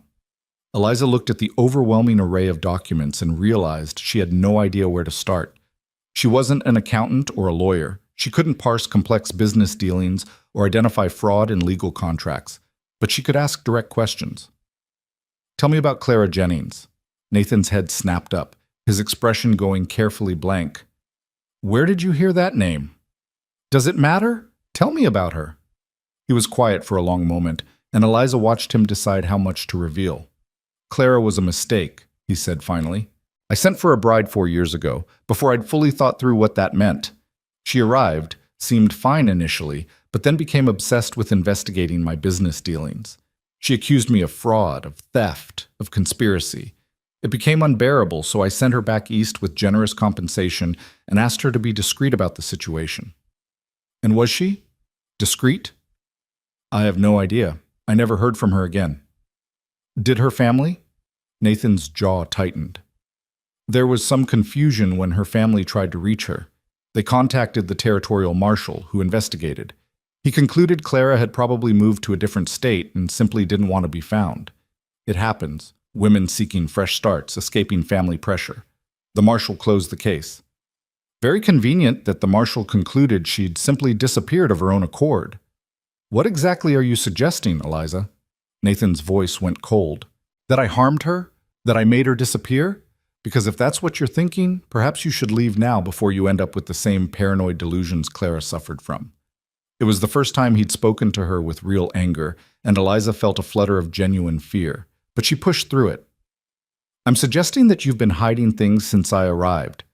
That every time I learned something new about your operation, it's worse than what came before. And now I discover there was another woman in my position who asked questions and then vanished, and I'm supposed to just accept that as coincidence?" Nathan moved around the desk toward her, and Eliza had to force herself not to step back. "Clara didn't vanish. She left voluntarily. Mrs. Grady saw her get on the stagecoach. Tom Fletcher was there too. Multiple witnesses. The territorial marshal investigated thoroughly and found no evidence of foul play. What more do you want?" "I want to know what she found in the land office records. What made her so frightened she had to leave?" "She found nothing, because there was nothing to find. She had conspiracy theories based on incomplete information and a tendency toward hysteria." Nathan's voice was hard. "I was patient with her as long as I could be, but eventually I realized she was never going to be satisfied. Some people can't accept that success comes from hard work and smart decisions. They need to believe there's something sinister beneath it." "Is there?" "No." Nathan held her gaze. "I've told you the truth, Eliza. I've shown you my methods. Are they aggressive? Yes. Ruthless at times? Absolutely. But criminal? No. Clara couldn't accept that, and it poisoned everything between us. I'm not interested in repeating that experience." Eliza wanted to believe him, wanted to see this as exactly what he claimed, a troubled engagement that had fallen apart because one woman couldn't handle the moral complexities of frontier capitalism. But something nagged at her, some instinct honed by years of survival in Boston's harsh social landscape. "I want to see the land office records she examined," Eliza said. "The documents about the fire property you acquired." "Why?" "So you can develop the same paranoid theories? So I can make an informed decision about whether to marry you." Eliza kept her voice level. "You promised me transparency, Nathan. You said no more secrets. Either you meant that or you didn't." They stared at each other, and Eliza could see the calculation in his eyes, weighing what he'd lose by refusing against what he might lose by agreeing. Finally, he nodded curtly. "Fine. We'll ride into Ridgeway tomorrow, visit the land office. You can examine whatever records you want. But after that, Eliza, you need to make your decision. I can't keep proving my innocence every time someone whispers suspicions. Either you trust me or you don't." "Trust is earned," Eliza said quietly, "not demanded." That evening, tension hung heavy over dinner. Nathan was withdrawn, responding to Eliza's attempts at conversation with monosyllables. Mrs. Grady served them with anxious efficiency, clearly sensing the conflict. Eliza picked at her food, her appetite gone, her mind churning with questions about Clara Jennings. After dinner, unable to sleep, Eliza wandered through the house's first floor. In the library, she ran her fingers along book spines, noticing Nathan's reading preferences: agriculture journals, legal texts, political treatises. On a lower shelf, pushed back slightly, she found something unexpected: a novel by Charles Dickens, the pages worn from reading. She pulled it out and saw an inscription on the inside cover: "To Clara, may you find adventure and romance in Montana. With love, Mother." Eliza's hands trembled. This was Clara's book. She'd brought it from home, read it here, and then supposedly left Montana without taking it with her. What woman fleeing a bad situation would leave behind a treasured gift from her mother? "You're having trouble sleeping too." Eliza spun around to find Nathan in the doorway, still dressed, holding a glass of whiskey. She quickly put the book back, but he'd seen what she was holding. "That's Clara's," he said flatly. "She left it behind. Another item on the list of evidence you're compiling against me?" "A woman fleeing wouldn't leave a gift from her mother," Eliza said. "Not unless she was planning to come back for it, or unless she couldn't take it with her." Nathan drained his whiskey in one swallow. "Or unless she wanted to leave everything connected to this place behind.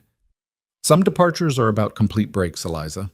Starting fresh means leaving the past behind entirely." "Well, you sound like you're trying to convince yourself as much as me." "Maybe I am." Nathan set down his glass. "Clara's disappearance haunted me for months. I kept thinking I should have handled it differently, should have been more patient with her fears. But the marshal investigated, found nothing suspicious, and eventually I had to accept that she made her choice. Now you're here, asking the same questions, developing the same suspicions, and I'm watching history repeat itself." "Maybe that should tell you something," Eliza said. "Maybe if two different women have the same concerns, there's validity to them. Or maybe," Nathan said tiredly, "some people are predisposed to see conspiracy where there's only complexity. The frontier isn't simple, Eliza. Business here requires navigating murky waters, but murky doesn't mean murderous." He left without saying goodnight, and Eliza stood alone in the library, holding Clara's book. She carefully opened it again, looking for any notes or marks Clara might have left. Near the end of the book, she found something: a pressed flower serving as a bookmark, and beneath it faint pencil marks that might have been deliberate or might have been accidental.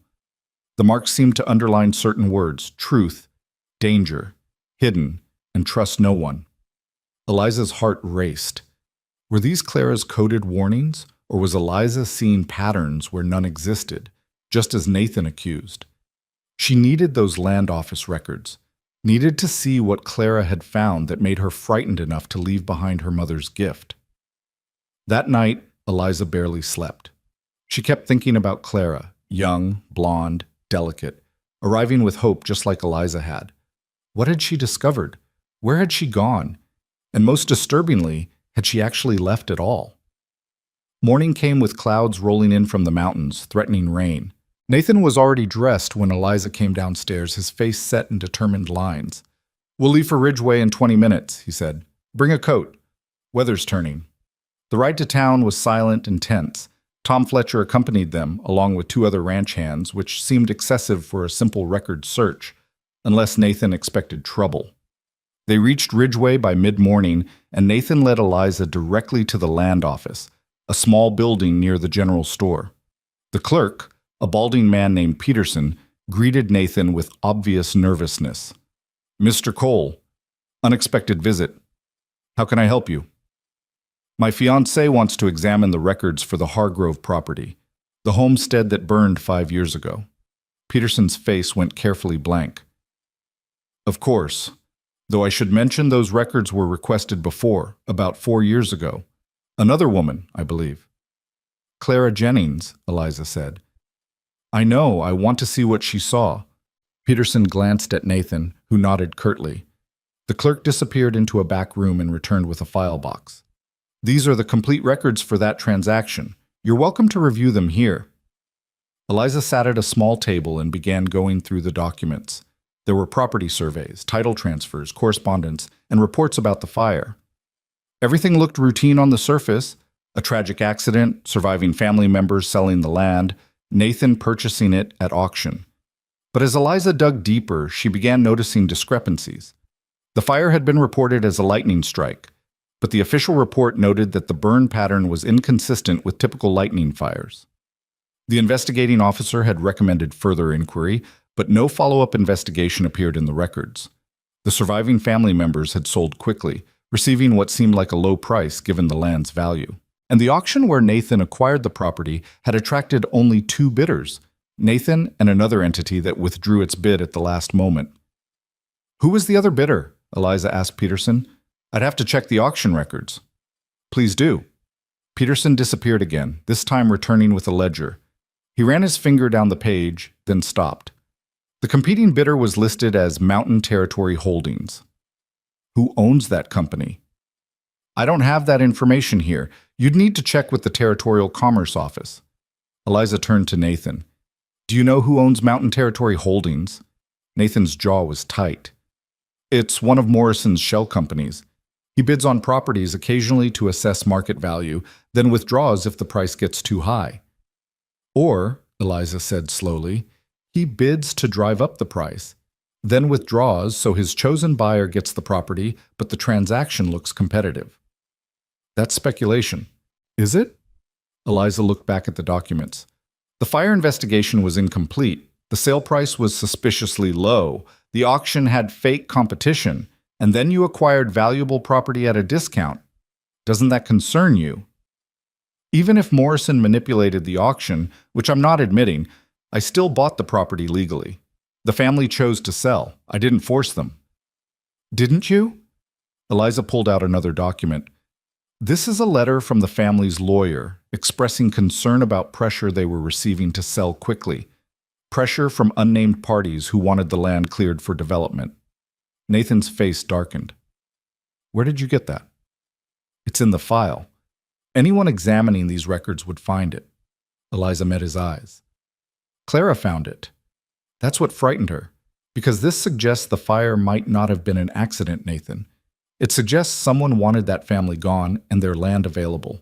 You're making insane accusations based on incomplete information. I'm drawing conclusions based on documented evidence." Eliza's voice rose despite her effort to stay calm. "An incomplete fire investigation, suspicious pressure on survivors, manipulated auction proceedings, these aren't coincidences. Someone orchestrated this and you benefited directly. Even if someone orchestrated it, and I'm not saying they did, that doesn't make me guilty of anything except being in the right place at the right time." "Unless you knew about the orchestration," Eliza said. "Unless you were part of it." Nathan slammed his hand on the table, making everyone in the land office jump. "I was not part of any conspiracy to harm that family. I bought land that was legally available. That's all." "Then why didn't you tell me about this before? Why let me discover it like Clara did, through digging in dusty records?" "Because I knew you'd react exactly like this. I knew you'd see one ambiguous document and construct elaborate theories about murder and conspiracy, just like Clara did." Nathan's voice was harsh. She drove herself half mad with this, Eliza. She started seeing danger everywhere, suspecting everyone. She'd wake up screaming from nightmares about fires and dead families. Is that what you want? To poison your mind with unfounded paranoia? "My mind isn't the one that needs cleansing," Eliza shot back. "My conscience is clear. Can you say the same?" Before Nathan could respond, the door to the land office burst open. A woman rushed in, wild-eyed and breathless, her dress torn and muddy.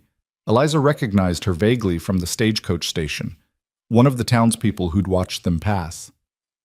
"Mr. Peterson," the woman gasped. "There's been an accident out at the old Hargrove property. They're saying—" She spotted Nathan and stopped abruptly. "What kind of accident?" Peterson asked. The woman's eyes darted between Nathan and the clerk. "They found something. Human remains, buried in the foundation of the burned house. The new owner was excavating to rebuild, and they found—" She swallowed hard.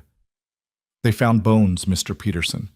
The sheriff's out there now, and he's saying it might not have been just one family that died in that fire. He's saying there might have been someone else." The room went deathly silent. Eliza felt the blood drain from her face. Nathan stood frozen, his expression unreadable. Tom Fletcher's hand moved toward his pistol, then stopped. "That's impossible," Nathan said finally. The fire investigation confirmed only the Hargrove family died. Everyone else was accounted for. Well, they're finding bones that suggest otherwise, the woman said. And Sheriff Morrison, that's the old sheriff, not the nephew, he's calling for everyone connected to that property sale to come answer questions. He specifically mentioned your name, Mr. Cole. Nathan turned to Eliza, and for the first time since she'd met him, she saw genuine fear in his eyes. Not the calculated concern of a man protecting his reputation, but raw terror of someone facing consequences they couldn't control. I didn't know, he said quietly. Eliza, whatever they found, I didn't know about it. Maybe you didn't, Eliza said, her voice hollow. Or maybe you knew exactly what happened and thought it would stay buried forever. Either way, we need to go out there. We need to see what they found. Miss Monroe, I don't think, Tom Fletcher started. I don't care what you think, Eliza interrupted. If there are bodies buried on property Mr. Cole acquired under suspicious circumstances, I need to know about it before I bind my life to his.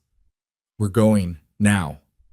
The ride out to the old Hargrove property took 40 minutes. Every one of them waited with dread. The clouds had opened, rain falling in sheets, turning the roads muddy and treacherous. By the time they arrived, Eliza was soaked through, but she barely noticed. Her entire focus was on the scene before them. The ruined foundation of the burned house was now partially excavated, revealing charred timbers and scorched stone. A group of men stood around a section of exposed earth, and even from a distance, Eliza could see what had drawn their attention, pale objects emerging from the soil that could only be bones. Sheriff Morrison, the uncle, not the nephew, was an older man with iron-gray hair and a face carved by frontier justice.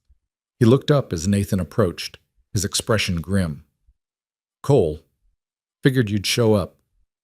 What did you find? Nathan's voice was steady, but Eliza could hear the strain beneath it. Partial skeleton, buried beneath the foundation. Female, based on the hip structure. Young adult, been here about 5 years, maybe more.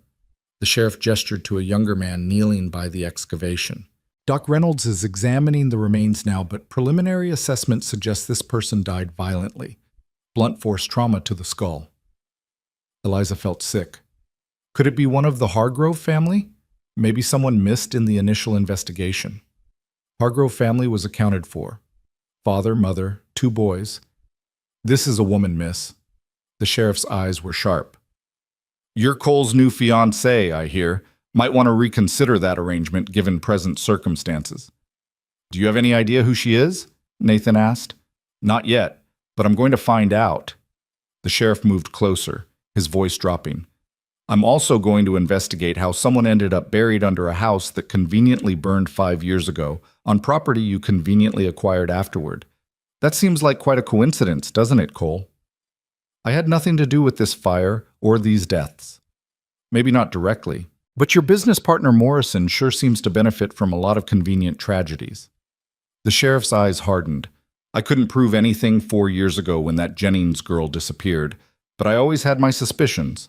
Now we got bones turning up on your property, and I'm starting to think maybe I should have pressed harder back then. Eliza's vision swam.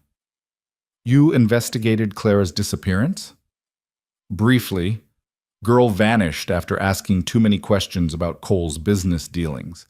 Family said she'd been writing letters home about suspicious land transactions, about fires and forced sales. Then suddenly she's on a stagecoach heading east, and no one ever hears from her again. The sheriff looked at Eliza meaningfully. Except the family never got any letters from California or Oregon like they expected. And when they hired a Pinkerton agent to trace her movements, the trail went cold right here in Ridgeway. Nathan's face had gone ashen. You never told me about a Pinkerton investigation. Didn't seem relevant at the time. Pinkerton couldn't find evidence of foul play, just evidence that Miss Jennings vanished more completely than a woman voluntarily relocating usually does. The sheriff gestured to the bones.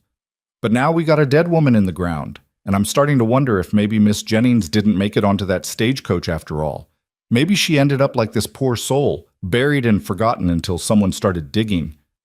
That's impossible, Nathan said, but his voice lacked conviction. Mrs. Grady saw Clara get on the stagecoach. Tom Fletcher, too. She left. Witnesses can be mistaken, the sheriff said, or they can be lying. I'll be interviewing both of them again, more thoroughly this time. Eliza couldn't breathe. The rain pounded down. The excavation site looked like an open grave, and the man she'd been planning to marry in 3 days stood accused of being connected to murder and disappearance. Everything was collapsing around her, all the careful justifications and moral compromises crumbling in the face of actual bones pulled from actual earth. "I need to leave," she said suddenly. "I need to leave right now." "Miss Monroe." Nathan reached for her arm. "Don't touch me." Eliza jerked away from him. "Don't you dare touch me. If there's any chance, any possibility, that you know what happened to Clara, that you were involved in whatever conspiracy led to this woman's death," her voice broke. "I won't be another victim. I won't be another woman who asked too many questions and ended up buried in the ground. You're not a victim, Eliza, and neither was Clara. She left. She's alive somewhere, and these bones belong to someone else entirely." Nathan's desperation was palpable. "You have to believe me." "I don't have to believe anything." Eliza turned to the sheriff. "Can you arrange safe passage for me back to Ridgeway? I don't feel safe returning with Mr. Cole." "Of course, miss. My deputy will escort you." The sheriff signaled to a younger man. "And Miss Monroe, I'd appreciate if you'd stay in town for a few days. I may have questions for you about what you've observed at the Cole Ranch." As the deputy led her toward his horse, Eliza heard Nathan calling her name, but she didn't turn around. Couldn't turn around. Because if she looked at him now, she might see something in his face that would make everything worse. Guilt, or worse, the cold calculation of a man deciding whether she knew too much to be allowed to leave. The ride back to Ridgeway was a blur. The deputy tried making conversation, but Eliza couldn't focus, couldn't think beyond the immediate reality. Bones in the ground, a missing woman who'd asked the same questions Eliza had been asking, and a web of suspicious land deals stretching back years. In Ridgeway, the deputy took her to a small boarding house run by a widow named Mrs. Patterson. Within an hour, Eliza was installed in a modest but clean room, her few possessions brought from the Cole Ranch by a sympathetic Tom Fletcher who wouldn't meet her eyes. "Miss Monroe," Tom said quietly as he set down her carpet bag. "Whatever you're thinking about Mr. Cole, I want you to know, I've worked for him 8 years, and I've never seen him hurt anyone. He's tough, yeah, and he plays hardball in business. But murder? That's not who he is." "How would you know?" Eliza asked tiredly. "How would any of us know what someone's capable of when they're desperate enough or threatened enough?" Tom had no answer for that. He left, and Eliza was alone with her thoughts and her terror, and the slowly solidifying certainty that she'd narrowly escaped something terrible. But she'd also left behind questions that needed answers. Who was the woman buried under the Hargrove house? What had really happened to Clara Jennings? And how deep did the conspiracy go? Was Nathan an innocent dupe, a knowing participant, or something in between? As night fell over Ridgeway, Eliza sat by her window and watched rain stream down the glass. Somewhere out there, Nathan was being questioned by the sheriff. Somewhere, Morrison's political machine was calculating damage control. And somewhere, possibly, Clara Jennings was either living a quiet life under a new name or lying in an unmarked grave, another casualty of Montana Territory's brutal march toward prosperity. Eliza had come west believing she was marrying a wheat farmer. She'd discovered an empire built on ruthless ambition. And now she'd stumbled into something darker still: murder, conspiracy, and the terrifying possibility that the woman she might have become had already died and been buried, her questions silenced forever. The wedding was supposed to be in 3 days. Instead, Eliza would be testifying to the territorial authorities, helping piece together a mystery that might finally expose the rot beneath Montana's glittering surface of progress and expansion. She'd wanted to understand what she was walking into. Now she understood perfectly, and the truth was more horrifying than any careful omission Nathan had constructed. Because the lie wasn't just that he was richer than he'd claimed, or more ruthless, or more politically connected. The lie was that any of it was survivable, that a woman could navigate this world without becoming its victim, that practical compromises didn't eventually lead to complicity in things too dark to justify. Clara Jennings had learned that truth, and she'd paid for it with her life, or at least her freedom. Eliza had learned it too, but she'd learned it just in time to escape. She hoped. The rain continued through the night, drumming against the boarding house windows like insistent fingers demanding entry. Eliza lay awake, staring at the ceiling, her mind refusing to settle. Every time she closed her eyes, she saw those bones emerging from the earth, pale and accusing. Every shadow in the room seemed to take the shape of Clara Jennings, the woman who'd stood where Eliza now stood, who'd asked the same questions and then vanished into silence. Morning came gray and cold. Mrs. Patterson brought breakfast on a tray, eggs, toast, weak coffee, and hovered anxiously in the doorway. "You barely touched your supper last night, dear. You need to eat something." "Thank you," Eliza managed, though food was the last thing she wanted. "There's talk all over town about what they found at the Hargrove place," Mrs. Patterson said, unable to contain her curiosity. "They're saying Mr. Cole might be arrested. They're saying all sorts of things about his business dealings, about people who've disappeared or died suspiciously. Is it true you were supposed to marry him?" "Yes." "Well," Mrs. Patterson smoothed her apron nervously, "I suppose you're fortunate you discovered the truth in time. Though I must say, I never would have suspected Mr. Cole of anything so terrible. He always seemed like such a gentleman." After the landlady left, Eliza forced herself to eat a few bites. She was dressing when a knock came at her door, the sheriff's deputy from yesterday, looking uncomfortable. "Miss Monroe, Sheriff Morrison would like to speak with you. There's been developments overnight." Eliza's heart sank. "What kind of developments?" "Best if the sheriff explains, ma'am, if you'll come with me." The sheriff's office was a small building near the land office, smelling of tobacco smoke and old coffee. Sheriff Morrison sat behind a battered desk covered in papers, looking like he hadn't slept. He gestured Eliza to a chair. "Miss Monroe, thank you for coming. I have some questions, but first, I need to tell you what we've learned." He pulled out a file. "The remains we found yesterday have been preliminarily identified. The woman was approximately 20 to 25 years old, buried for approximately 4 to 6 years. That time frame predates Clara Jennings' disappearance by at least a year." Eliza felt a confusing mix of relief and horror. "So it's not Clara?" "Doesn't appear to be, no. We're still working on positive identification, but based on dental records and jewelry found with the body, we believe the victim is Sarah Whitmore, daughter of Robert Whitmore, a homesteader who died in the same fire that killed the Hargrove family." "I thought the Hargrove family was the only casualty." "So did we. But it turns out Sarah Whitmore was visiting the Hargroves that night. She'd been courting the oldest Hargrove boy. Her father reported her missing after the fire, assumed she'd died in the blaze. We searched the ruins but never found her remains, figured they'd burned completely. Now we know why we didn't find her. She wasn't in the fire. She was buried under the foundation before the fire started."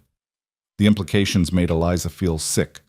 Someone killed her and hid her body, then burned the house to cover it up? That's what the evidence suggests. The skull fracture happened before the fire. There's no fire damage to the bone in that area. Someone hit her hard enough to crack her skull, buried her in a shallow grave under the foundation, then set fire to the house. The Hargroves likely died from the fire, making it look like a tragic accident while actually being murder and arson. Who would do such a thing? That's what I'm trying to determine. The sheriff leaned back in his chair. "Here's what troubles me, Miss Monroe. Robert Whitmore owned the land adjacent to the Hargrove property. After his daughter disappeared and the neighboring family died, he was devastated. Within 6 months, he sold his land for a fraction of its value and left Montana Territory. That land was purchased by Charles Morrison," Eliza finished quietly. "Through a shell company, yes. And shortly thereafter, Morrison sold it to Nathan Cole at a significant markup, though still below market value. So someone orchestrated a fire that killed a family, concealed a murder, drove a grieving father to sell his land at a loss, and ultimately benefited Cole and Morrison's expansion plans." Eliza's hands were shaking. "Are you saying Nathan was involved in planning this?" "I'm saying the pattern is suspicious. Cole benefits directly from a tragedy that was actually murder. Either he was involved in planning it, or he was a convenient buyer who Morrison used to launder the acquired property." The sheriff's expression was grave. "There's a third possibility, too, that Cole knew nothing, but Morrison orchestrated everything and simply made sure Cole was positioned to buy the land afterward. In that scenario, Cole's guilt would be in benefiting from murder, not ordering it." "Have you questioned Morrison?" "Trying to. He's in Helena, conveniently away from Ridgeway when all this comes to light. His lawyers are claiming he's cooperating fully, but they're also fighting every attempt to access his business records. The sheriff rubbed his face tiredly. Men like Morrison don't get to where they are without learning how to insulate themselves from consequences. Even if he ordered that fire, proving it will be nearly impossible. What about Nathan? Have you arrested him? Not yet. We've questioned him extensively, and his story is consistent. He knew nothing about the fire being arson, nothing about Sarah Whitmore's murder, nothing about Morrison's involvement beyond standard business dealings. He claims he bought land that was legitimately available and had no reason to question its provenance. Do you believe him? The sheriff was quiet for a moment. I believe he's telling part of the truth. Whether it's all of the truth, I can't say yet.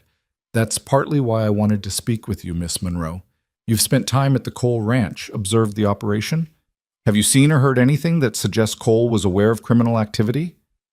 Eliza thought carefully.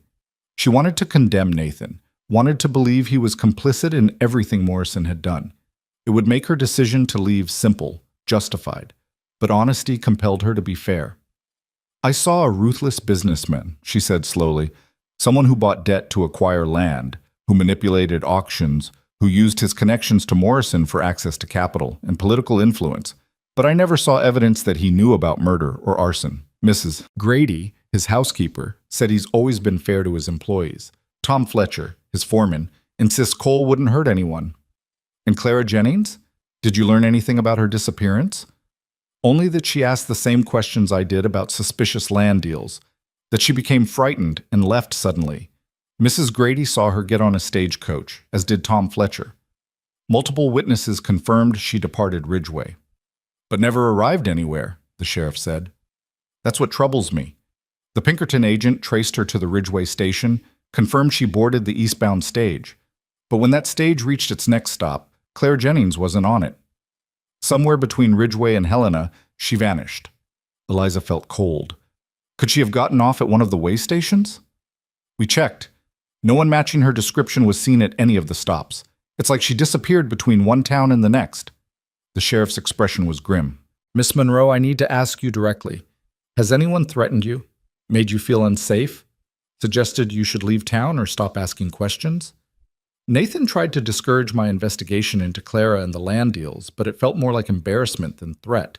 He said Clara had become paranoid, that her conspiracy theories had poisoned their relationship. Eliza paused. But Sheriff, I think there's something you should know. Last night at the boarding house, someone slipped a note under my door. She pulled the crumpled paper from her pocket. She'd found it around midnight, noticed it when she got up to check the door lock for the third time. The message was brief, written in crude block letters. Leave Montana or end up like the others. The sheriff took the note carefully, his jaw tightening. Did you see who delivered it? No, I heard footsteps in the hallway, but by the time I opened the door, whoever it was had gone. This changes things. The sheriff stood and called to his deputy. Jenkins, I want a guard posted at Mrs. Patterson's boarding house. No one approaches Miss Monroe without being vetted first. He turned back to Eliza. I'm also going to recommend you testify before the territorial prosecutor when he arrives. Your observations about the Cole operation, combined with this threat, suggest there's more going on than just one isolated murder. When does the prosecutor arrive? Tomorrow morning. He's been investigating Morrison's business dealings for months. Corruption, bribery, fraudulent land transactions. The discovery of Sarah Whitmore's body may be the evidence he needs to finally build a criminal case. The sheriff's expression became intent. But Miss Monroe, you need to understand what you're walking into. If you testify, if you provide information that helps prosecute Morrison and anyone connected to him, you'll be making powerful enemies. Men with money and influence who won't hesitate to silence witnesses they consider dangerous. Like they silenced Sarah Whitmore? Like they may have silenced Clara Jennings? Exactly like that. Eliza thought of the note, the crude threat that had kept her awake for hours. She thought of Clara's book left behind in Nathan's library, of bones emerging from earth, of a pattern of convenient tragedies that had built an empire. She thought of her own fear, her desperate need for safety. the $3 that had brought her to Montana in search of survival through marriage. "I'll testify," she said. "Whatever I saw, whatever I know, I'll tell the prosecutor everything." The sheriff nodded approvingly. "That takes courage, Miss Monroe. Real courage. I'll make sure you're protected." As Eliza left the sheriff's office with a deputy escort, she saw a crowd gathered outside the land office. News had spread about the murder investigation, and Ridgway was buzzing with speculation and outrage. She heard fragments of conversation as she passed. "Always knew Cole was too successful too fast. Morrison's been buying up half the territory through murder and intimidation. About time someone investigated the bastards. What about that Jennings girl? You think they killed her too?" Back at the boarding house, Eliza found Mrs. Patterson in a state of agitation. "Miss Monroe, you had a visitor while you were gone. Mr. Cole. I told him you weren't receiving visitors, but he left this letter for you." Eliza took the sealed envelope with trembling hands. Part of her wanted to burn it unread, wanted nothing more to do with Nathan Cole and his compromised empire. But she needed to know what he'd say, how he'd try to explain or justify or threaten. She opened the letter in her room, the deputy standing guard outside her door. "Eliza, I understand why you left. I understand why you believe I'm complicit in Morrison's crimes. If our positions were reversed, I would likely think the same. But I need you to know the truth, even if you never speak to me again. I did not know about Sarah Whitmore's murder. I did not know the fire was arson. When I purchased that land, I believed I was buying legitimately available property from families who'd chosen to sell after a tragic accident. Morrison told me he'd negotiated fair prices, that the families were eager to leave Montana after their losses. I had no reason to question him. Was I naive? Yes. Was I willfully blind to the possibility that Morrison's methods might be corrupt? Perhaps. I wanted to believe that my success came from smart decisions and hard work, not from being a pawn in someone else's criminal enterprise. That belief may have made me careless about asking difficult questions. Regarding Clara Jennings, I swear to you, I saw her board that stagecoach. Mrs. Grady and Tom Fletcher saw it too. Whatever happened to her after she left Ridgway, I had no part in it and no knowledge of it. The fact that she disappeared between towns terrifies me because it suggests Morrison's reach is longer than I ever imagined. It suggests that asking the wrong questions can be fatal, even after you think you've escaped. You are in danger, Eliza. The note you received was not an idle threat. Morrison knows you've been investigating, knows you've made connections between the land deals and the murders. If you testify against him, he will try to discredit you, intimidate you, or worse.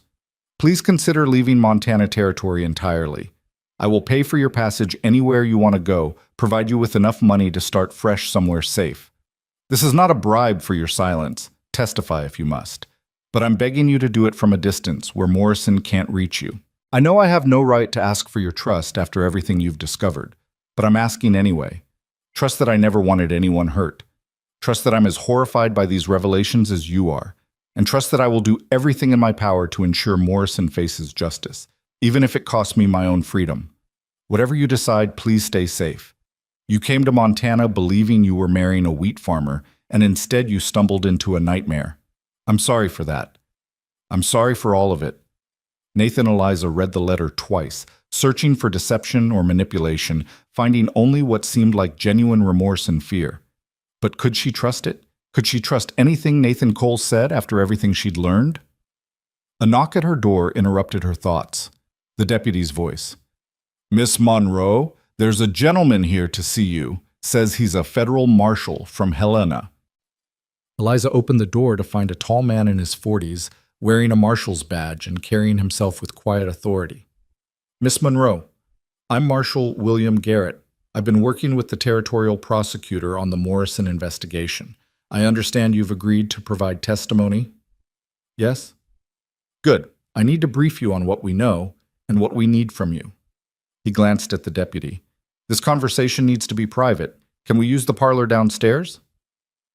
Mrs. Patterson cleared the boarding house parlor for them, and Marshal Garrett spread papers across the table. "Miss Monroe, what I'm about to tell you is confidential. The information cannot leave this room until the prosecutor decides to file charges." "Understood?"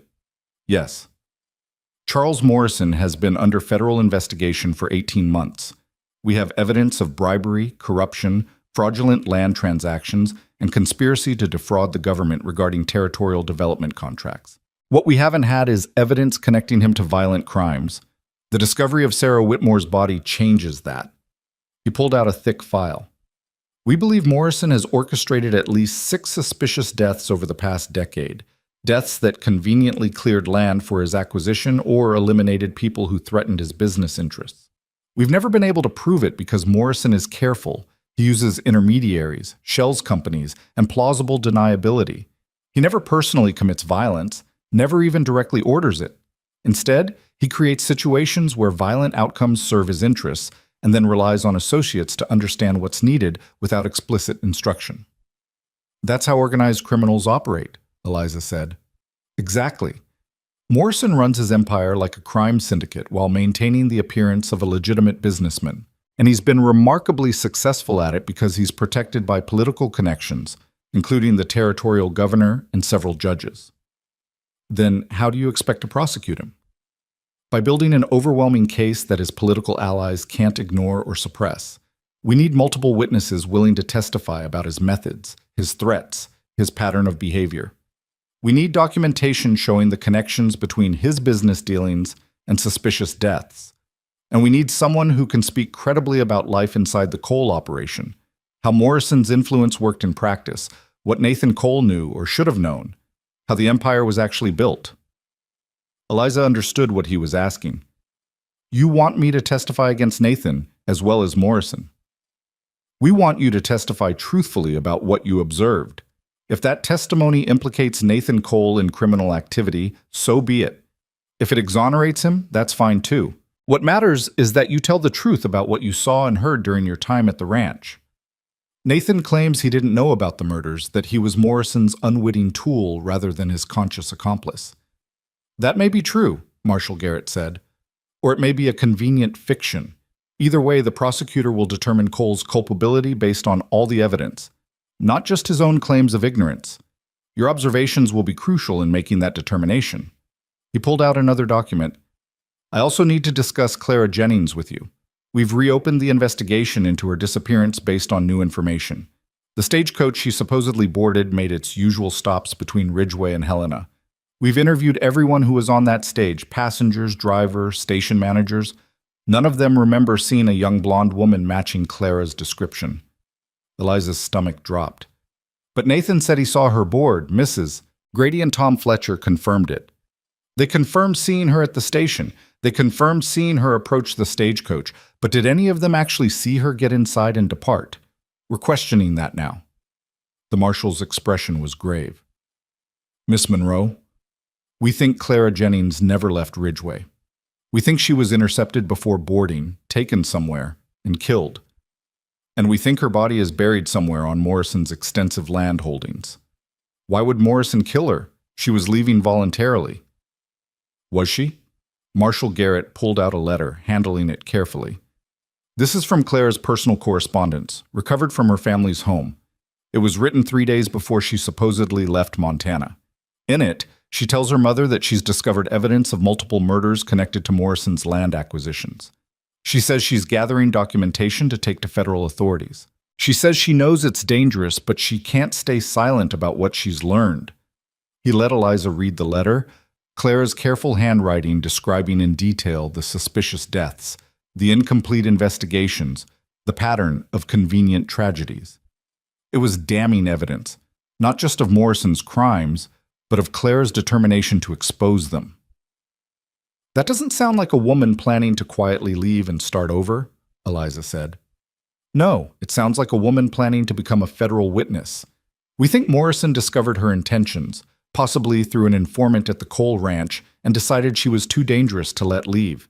The boarding of the stagecoach was theater, witnessed by people who could later confirm she departed. But somewhere between the station and the stage's actual departure, she was taken. Who would have taken her? That's what we're trying to determine. Morrison has several men in his employ who specialize in handling problems discreetly. We have suspects but no evidence. What we do know is that Clara Jennings had information that could have destroyed Morrison 4 years ago. Now you have similar information, which means you're in similar danger. Eliza felt the weight of that danger settling over her like a physical thing. The note I received, you think that was from Morrison's people? Almost certainly. It's their standard method of intimidation. They threaten, they watch to see if the threat works, and if it doesn't, they escalate. You've already proven you won't be easily frightened by refusing to leave town. That makes you dangerous to them. What should I do? Testify, then leave Montana under federal protection. We can arrange new identity, safe relocation, everything you need to start over somewhere Morrison can't reach you. Marshal Garrett leaned forward intently. Miss Monroe, I won't lie to you. If you testify against Charles Morrison, your life in Montana Territory is over. He has too much influence, too many connections. Even if we successfully prosecute him, his associates will remain, and they'll remember who helped put him away. You'll never be safe here. And if I don't testify? Morrison will probably leave you alone, assuming your silence means you're not a threat. You could stay in Montana, build a quiet life somewhere far from Ridgeway, maybe even marry eventually. But you'll live knowing you let a murder continue operating, knowing that other women might die because you chose safety over justice. It was the choice Eliza had been avoiding since she discovered Sarah Whitmore's bones. Safety or justice. Silence or truth. Survival or conscience. She thought of Clara Jennings, who'd chosen justice and paid with her life.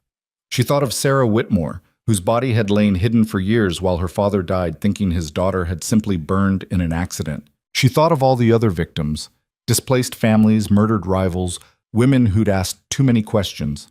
I'll testify, Eliza said firmly, and afterward I'll accept federal protection and relocation. I came to Montana looking for survival, but I won't survive through complicity and murder. Whatever it costs me, I'll tell the truth. Marshal Garrett nodded approvingly.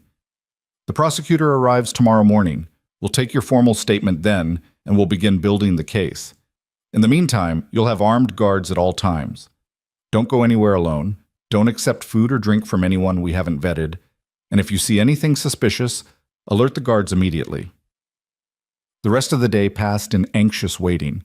Eliza stayed in her room, watching through the window as deputies took up positions around the boarding house. She saw townspeople gathering in the street, their conversations animated, clearly discussing the scandal unfolding in their midst. She saw riders coming and going from the sheriff's office, carrying messages and documents.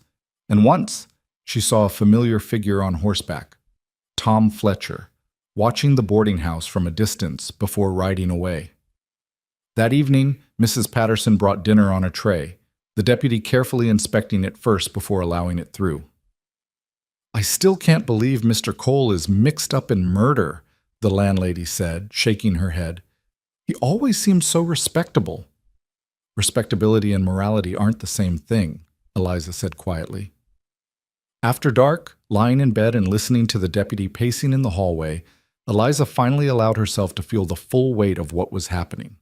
In less than a week, she'd gone from a desperate seamstress seeking survival through marriage to a federal witness preparing to testify against one of Montana Territory's most powerful men. She'd discovered an empire built on blood, uncovered murders that had been carefully concealed, and chosen to speak truth, even though it meant destroying any chance of the secure future she'd come west to find. She thought of Nathan's letter, his claims of innocence and ignorance. She wanted to believe him, wanted to think he'd been Morrison's unwitting tool rather than his conscious accomplice. But whether he'd known about the murders or simply benefited from them while deliberately not asking questions, the result was the same. He'd built his empire on foundation of other people's suffering, and Eliza refused to become part of that foundation. Morning came with cold sunshine and nervous energy. Marshal Garrett arrived early with the territorial prosecutor, a sharp-eyed man named Edmund Blackwood, who had the look of someone who'd spent years fighting corruption in impossible circumstances. Miss Monroe, Blackwood said, settling into the boarding house parlor with files and notebooks. Thank you for your courage. Let's begin with how you came to Montana Territory and what you observed during your time at the Cole Ranch. For 3 hours, Eliza told her story. She described Nathan's deceptive letters, her arrival at the estate, the confrontation with the Hendricks family, her investigation into Clara Jennings, and finally, the discovery of the land office documents that revealed suspicious patterns. She described every conversation with Nathan, every attempt he'd made to discourage her questions, every inconsistency she'd noticed. Blackwood took meticulous notes, occasionally asking for clarification or specific details. Did Nathan Cole ever explicitly admit knowing about Morrison's criminal activities? No, he always maintained he'd operated legally, that any suspicious circumstances were coincidental or beyond his knowledge. But did his behavior suggest consciousness of guilt? Did he act like someone trying to conceal criminal activity? Eliza considered carefully. He acted like someone trying to conceal morally questionable business practices. Whether that crossed into actual criminality, I couldn't determine. He was defensive about his methods, embarrassed by some of the details, but I never saw evidence of actual malice or intent to harm. That's an honest answer, Blackwood said. It may actually help Cole's defense if we end up charging him. Intent matters in criminal cases. Are you planning to charge him? We're still determining that. Cole's culpability depends partly on what he knew and when he knew it. If he genuinely believed Morrison's land acquisitions were legitimate, if he had no knowledge of the murders, then his crime is negligence and willful blindness rather than conspiracy. Those carry different penalties. Marshal Garrett added, "We're also investigating whether Cole might be willing to cooperate with the prosecution. If he testifies against Morrison, provides documentation of their business relationship, that could be valuable enough to warrant immunity or reduce charges." The idea of Nathan testifying surprised Eliza. Would he do that? Betray Morrison after everything Morrison did for him? If the alternative is prison? Possibly, Blackwood said. Men like Cole often believe their own rationalizations until forced to confront consequences. Sometimes that confrontation produces cooperation. They finished taking Eliza's statement by early afternoon. Blackwood assembled the documents carefully, his expression satisfied. "This is good testimony, Miss Monroe. Credible, detailed, and damning to Morrison's operation. Combined with the physical evidence from the Whitmore murder and the documentation we've gathered about fraudulent land deals, we should be able to indict Morrison and several of his associates within the week." And then what happens? Then we arrest them, begin the trial, and hope the territorial governor doesn't interfere. Morrison has powerful friends who'll fight to protect him, but we have federal jurisdiction, which limits their ability to simply make charges disappear. Blackwood's expression was grim. "It won't be easy, Miss Monroe. Men like Morrison don't go down without fighting dirty. Expect witness intimidation, character assassination, possibly violence against anyone who threatens his freedom. Which is why we're relocating you as soon as the indictment is filed," Marshal Garrett said. "Within 24 hours of Morrison's arrest, you'll be on a train east under assumed identity with federal escort. We'll establish you somewhere Morrison's influence doesn't reach, probably Chicago or Philadelphia, somewhere with enough people that you can disappear into anonymity." Eliza tried to imagine that life, new name, new city, complete severance from everything Montana had represented. It should have felt like loss, but instead it felt like liberation. She'd come west seeking survival through dependence on a man. She'd leave having chosen independence and truth, even at enormous cost. "When do you expect to make arrests?" she asked. 2 days, Blackwood said. "We're coordinating with federal marshals to arrest Morrison simultaneously with several of his key associates. We don't want to give anyone time to flee or destroy evidence. The moment Morrison is in custody, we'll move you out of Ridgeway." That afternoon, as Eliza packed her few belongings in preparation for departure, another visitor requested to see her. The deputy consulted with Marshal Garrett, then reported back. "It's Mrs. Grady from the Cole Ranch. She says she has information about Clara Jennings she needs to share. The marshal says you can see her if you want, but you don't have to." Eliza considered refusing, but curiosity won out. "I'll see her." Mrs. Grady entered the parlor looking older than Eliza remembered, her face drawn with stress and fear. She sat heavily in the offered chair, her hands twisting her apron. "Miss Monroe, I need to tell you something. Something I should have told you from the start, but I was frightened." The older woman's voice shook. "It's about Clara, about what really happened the day she left."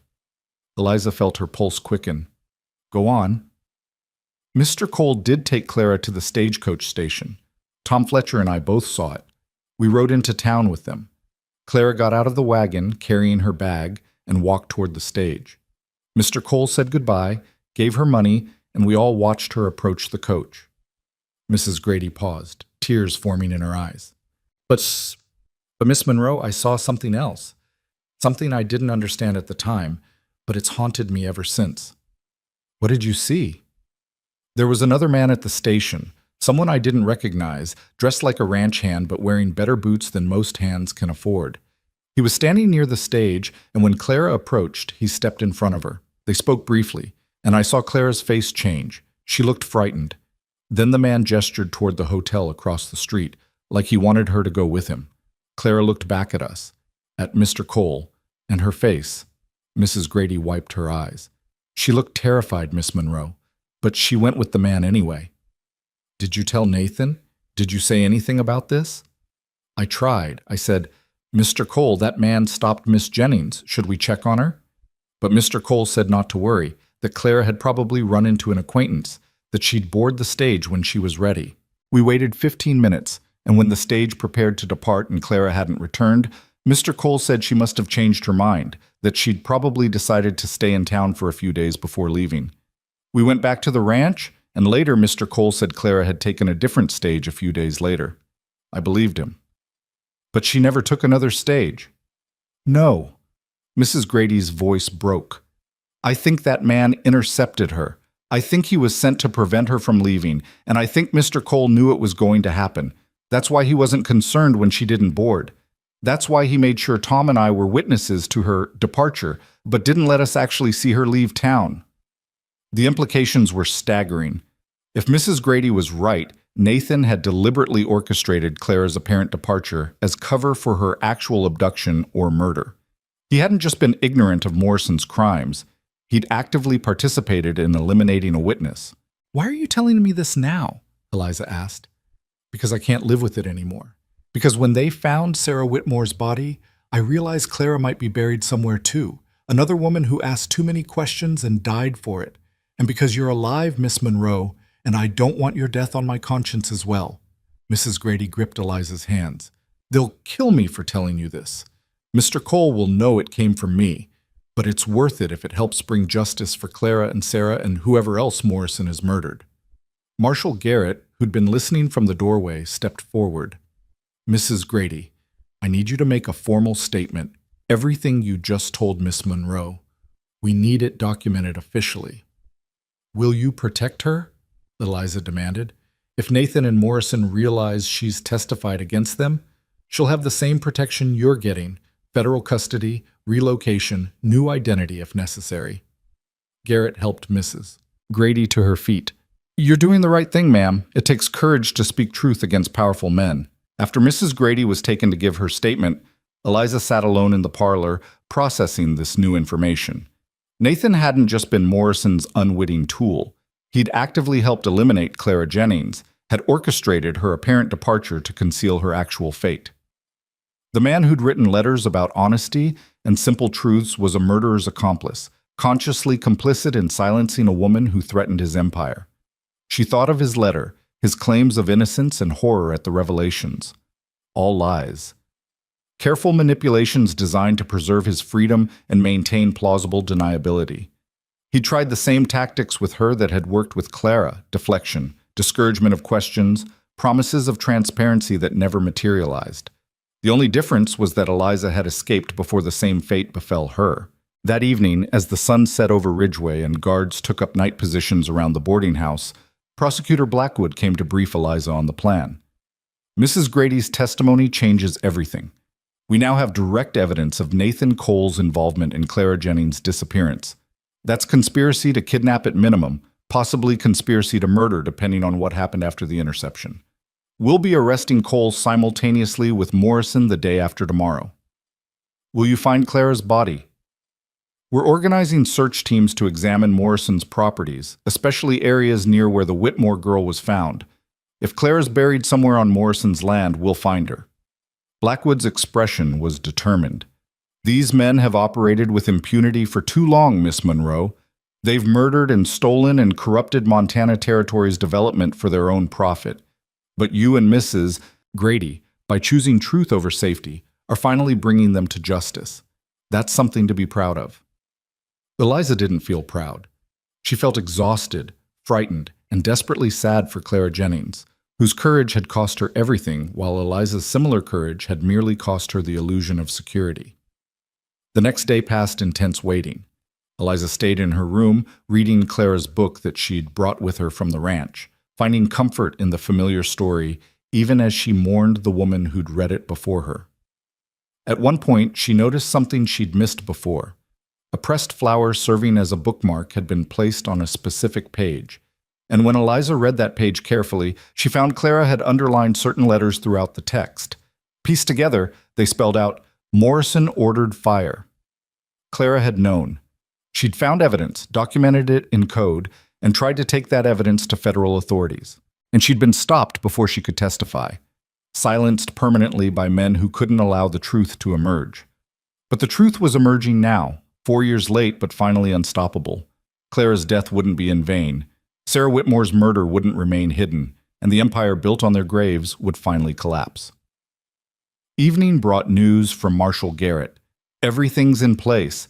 Tomorrow morning at dawn, we arrest Morrison in Helena, Cole at his ranch, and 8 associates across the territory. By noon, they'll all be in federal custody, and you'll be on a train east under armed escort.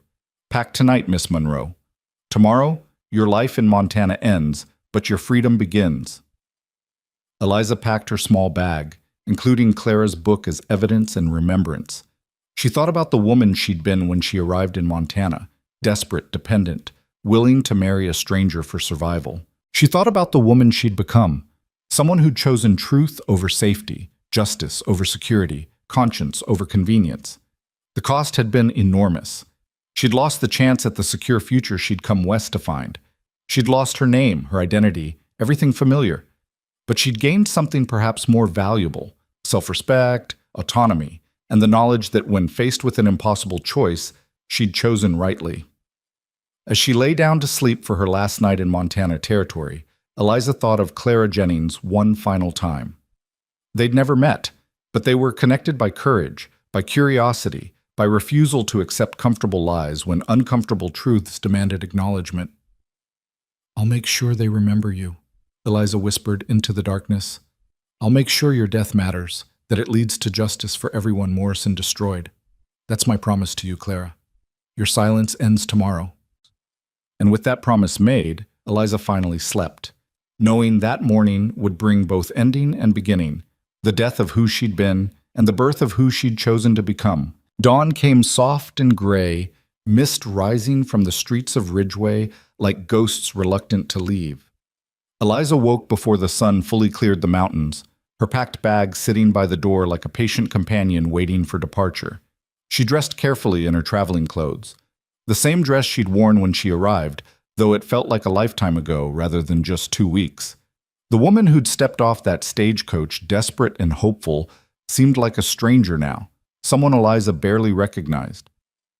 Marshal Garrett arrived before 6, his face tense with the controlled energy of a man about to execute a carefully planned operation.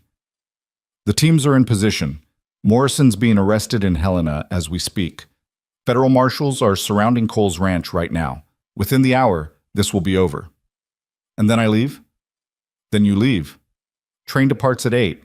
We'll have you in Helena by afternoon, and from there you'll travel east under assumed identity with 2 marshals as escorts.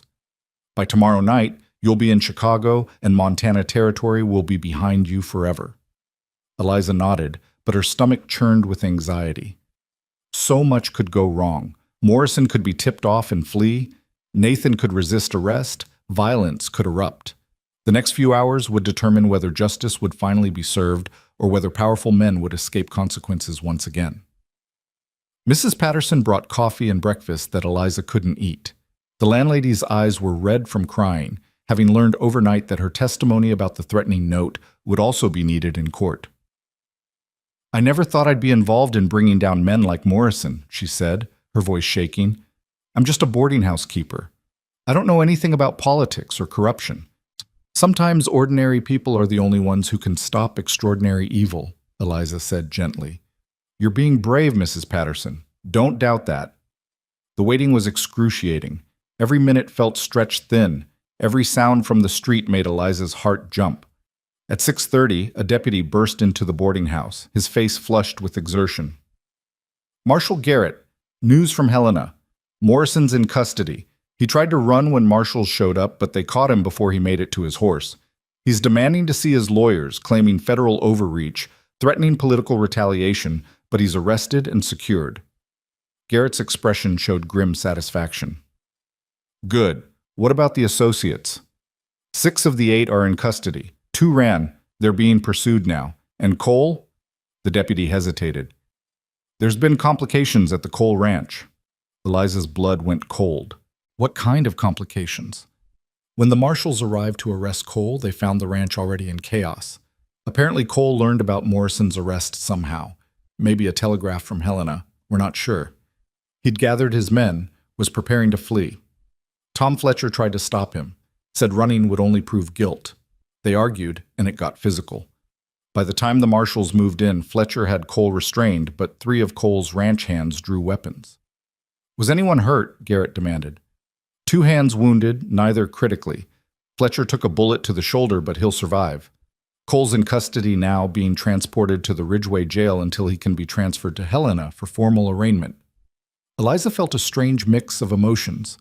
Relief that Nathan hadn't escaped, sorrow that Tom Fletcher had been injured defending justice, and a confusing residual concern for Nathan despite everything he'd done. The man she'd almost married was now in chains, facing decades in prison for conspiracy to murder and kidnapping. The empire he'd built had collapsed in a single morning. "Miss Monroe," Garrett said, interrupting her thoughts. "Cole's asking to see you. He says he has information about Clara Jennings' location, but he'll only share it with you. I told him that was impossible, but he's insisting." "It could be a trap," the deputy said quickly, "a way to get close enough to threaten or harm her." "He's in shackles with armed guards surrounding him," Garrett countered. "He's not in a position to harm anyone. But Miss Monroe, you don't have to do this. We can extract the information through interrogation eventually." Eliza thought about Clara, whose body might still be lying in an unmarked grave somewhere, whose family had spent 4 years wondering what happened to their daughter. If Nathan genuinely knew where she was buried, Eliza owed it to Clara to retrieve that information as quickly as possible. "I'll see him," she said, "but I want armed guards present, and I want to leave for the train station immediately afterward." The Ridgeway jail was a small stone building that smelled of damp earth and desperation. Nathan sat in a cell at the back, his hands shackled, his expensive clothes torn and dirty from the morning's struggle. When Eliza entered, flanked by 2 marshals, he looked up with an expression that contained exhaustion, defeat, and something that might have been genuine remorse. "Eliza, thank you for coming." "I'm here for Clara, not for you," Eliza said, keeping her voice steady despite the roiling emotions in her chest. "Marshal Garrett says you know where she's buried." Nathan winced at the bluntness but nodded. "She's on Morrison's timber property, about 8 miles north of his main holdings. There's an abandoned mining claim there, mostly overgrown. We buried her in what used to be the mine entrance, covered it with rocks and timber to look like a natural collapse." The casual way he said "we buried her" made Eliza feel sick. "You helped bury her body." "Yes." Nathan's voice was hollow. "Morrison's men killed her. I wasn't there for that, I swear. But afterward, Morrison told me we had to dispose of the evidence. He said if I refused, if I went to authorities, I'd be implicated in her death anyway, because I'd been the one who brought her to Montana, who'd given Morrison access to her. He said we'd both hang, or we could both be free if I helped him cover it up." I was terrified, Eliza. I chose survival over conscience, and I've regretted it every day since. "You brought me here knowing what happened to Clara," Eliza said, her voice shaking with anger. "You sent for another mail-order bride knowing that the last one had been murdered for asking questions. What were you planning to do with me if I got too curious? Kill me too?" "No." Nathan stood abruptly, his chains rattling. The marshals tensed, hands on their weapons, but Nathan made no aggressive move. "I swear I would never have hurt you. When I sent for you, I thought, I don't know what I thought, that I could be different this time, that if I just kept you away from Morrison's business, if I managed things more carefully, you'd be safe. I never intended for you to discover what I'd done." But I did discover it. And then what? Would you have let Morrison kill me too, rather than risk your empire? Nathan was silent for a long moment, and when he finally spoke, his voice was barely audible. I don't know. I want to say I would have protected you, that I'd have turned on Morrison before letting him harm you. But I said the same thing to myself about Clara, and when the moment came, I chose self-preservation. So I honestly don't know what I would have done, Eliza, and that terrifies me more than prison does. It was perhaps the most honest thing he'd ever said to her. Eliza felt something shift in her chest, not forgiveness, but a kind of sad understanding. Nathan wasn't a monster, just a weak man who'd made terrible choices when faced with impossible pressures. That didn't excuse what he'd done, but it made him human rather than purely evil. You need to testify against Morrison, Eliza said. Tell them everything, every crime he committed, every person he threatened, every detail of how his operation worked. It won't redeem you, Nathan, but it might give Clara's family closure and prevent other women from suffering the same fate. I'll testify, Nathan said. I'll tell them everything. It's the only decent thing I've done in years, but it's something. He met her eyes. I'm sorry, Eliza. For deceiving you, for bringing you into this nightmare, for being too much of a coward to do the right thing until I had no other choice. You deserved better than the man I turned out to be. Yes, Eliza agreed quietly. I did. We all did. Clara deserved better. Sarah Whitmore deserved better. Every person Morrison destroyed deserved better. But we got you and Morrison instead, men who chose power over principle, wealth over humanity, survival over justice. At least now you'll face consequences for those choices. She turned to leave, but Nathan called out one more time. Eliza, wait. There's something else you should know. The money I offered you in my letter, the payment to help you start over, it's in an account at the Ridgeway Bank in your name. It's not Morrison's money, not tainted by any of his crimes. It's from wheat sales, legitimate earnings. I want you to take it. Use it to build the life you came west to find, the one I destroyed by involving you in this mess. I don't want your money. It's not charity, it's restitution. You lost your chance at security because I was dishonest with you. The least I can do is provide the resources you need to start fresh somewhere Morrison can't reach you. His voice became urgent. Please, Eliza, let me do this one decent thing. Let me help you in the only way I still can. Marshal Garrett cleared his throat. Miss Monroe, we need to leave for the train station. The Chicago train won't wait. Eliza looked at Nathan one last time. This man who'd been wheat farmer, empire builder, conspirator to murder, and finally, repentant prisoner. She couldn't forgive him, might never be able to forgive him, but she could accept that his final gesture came from genuine remorse rather than manipulation. I'll consider it, she said. But Nathan, money doesn't absolve you. Nothing absolves what you did to Clara or what you enabled Morrison to do to so many others. You'll have to live with that for the rest of your life, whether you spend it in prison or somehow earn clemency through cooperation. That's your penance, not a bank account. She left before he could respond, emerging from the jail into morning sunshine that felt almost obscene in its brightness. The world continued turning, indifferent to the dramas of guilt and justice unfolding in small Montana Territory towns. Eliza climbed into the wagon that would take her to the train station, her small bag beside her, Clara's book pressed against her heart. At the station, a small crowd had gathered. Mrs. Grady, recovered from giving her statement and looking both frightened and determined. Mrs. Patterson, who pressed a package of food into Eliza's hands with tearful instructions to eat properly. The sheriff, who shook her hand formally and thanked her for her courage.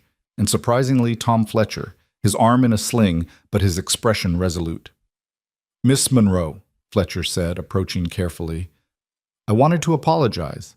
I knew things weren't right at the ranch, knew Mr. Cole was hiding things. I should have spoken up sooner, should have questioned what was happening. Maybe if I had, Clara Jennings would still be alive.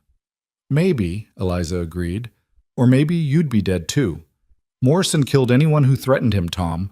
You're alive because you didn't ask questions that would have made you dangerous. I'm not sure I can judge you for that survival instinct. I can judge myself, though, Fletcher said quietly. And I'm going to have to live with knowing I could have stopped this years ago if I'd been braver. But I want you to know, When they needed someone to testify about the ranch operations, about what Cole knew and when he knew it, I volunteered. I'll tell them everything I saw, every suspicious conversation I overheard, every time I looked the other way when I should have investigated. It won't bring Clara back, but maybe it'll help convict the people responsible. That takes courage too, Eliza said. Admitting complicity, accepting responsibility for inaction. Not everyone can do that. The train whistle sounded in the distance, and Marshal Garrett touched Eliza's elbow gently. Time to go, Miss Monroe. Your escorts are already on board, and we've secured a private compartment for you. The journey east takes 3 days with connections, but you'll be safe the entire way. Eliza turned to face the small group who'd gathered to see her off, these people who'd become witnesses and allies in bringing down corruption that had poisoned Montana territory for years. Thank you, she said, addressing all of them. For believing me, for supporting me, for choosing truth, even when it was dangerous. Clara Jennings didn't have that support, and it cost her everything. I'll always be grateful that I did. Mrs. Grady embraced her tightly. You're a brave woman, Eliza Monroe. Braver than I was. Braver than most people ever have to be. Whatever life you build for yourself, you should be proud of the foundation you're starting from. Integrity and courage, not money and lies. The train pulled into the station, steam hissing, metal squealing against metal. Eliza climbed aboard with Marshal Garrett's assistance, settling into the private compartment where 2 stern-faced marshals already waited. As the train began to move, she looked out the window at Ridgeway receding into the distance, the town where she'd arrived desperate and hopeful, where she'd discovered an empire built on blood, where she'd chosen justice over survival and truth over safety. The landscape rolled past. Golden grasslands, distant mountains, the vast Montana sky that had seemed so overwhelming when she first arrived.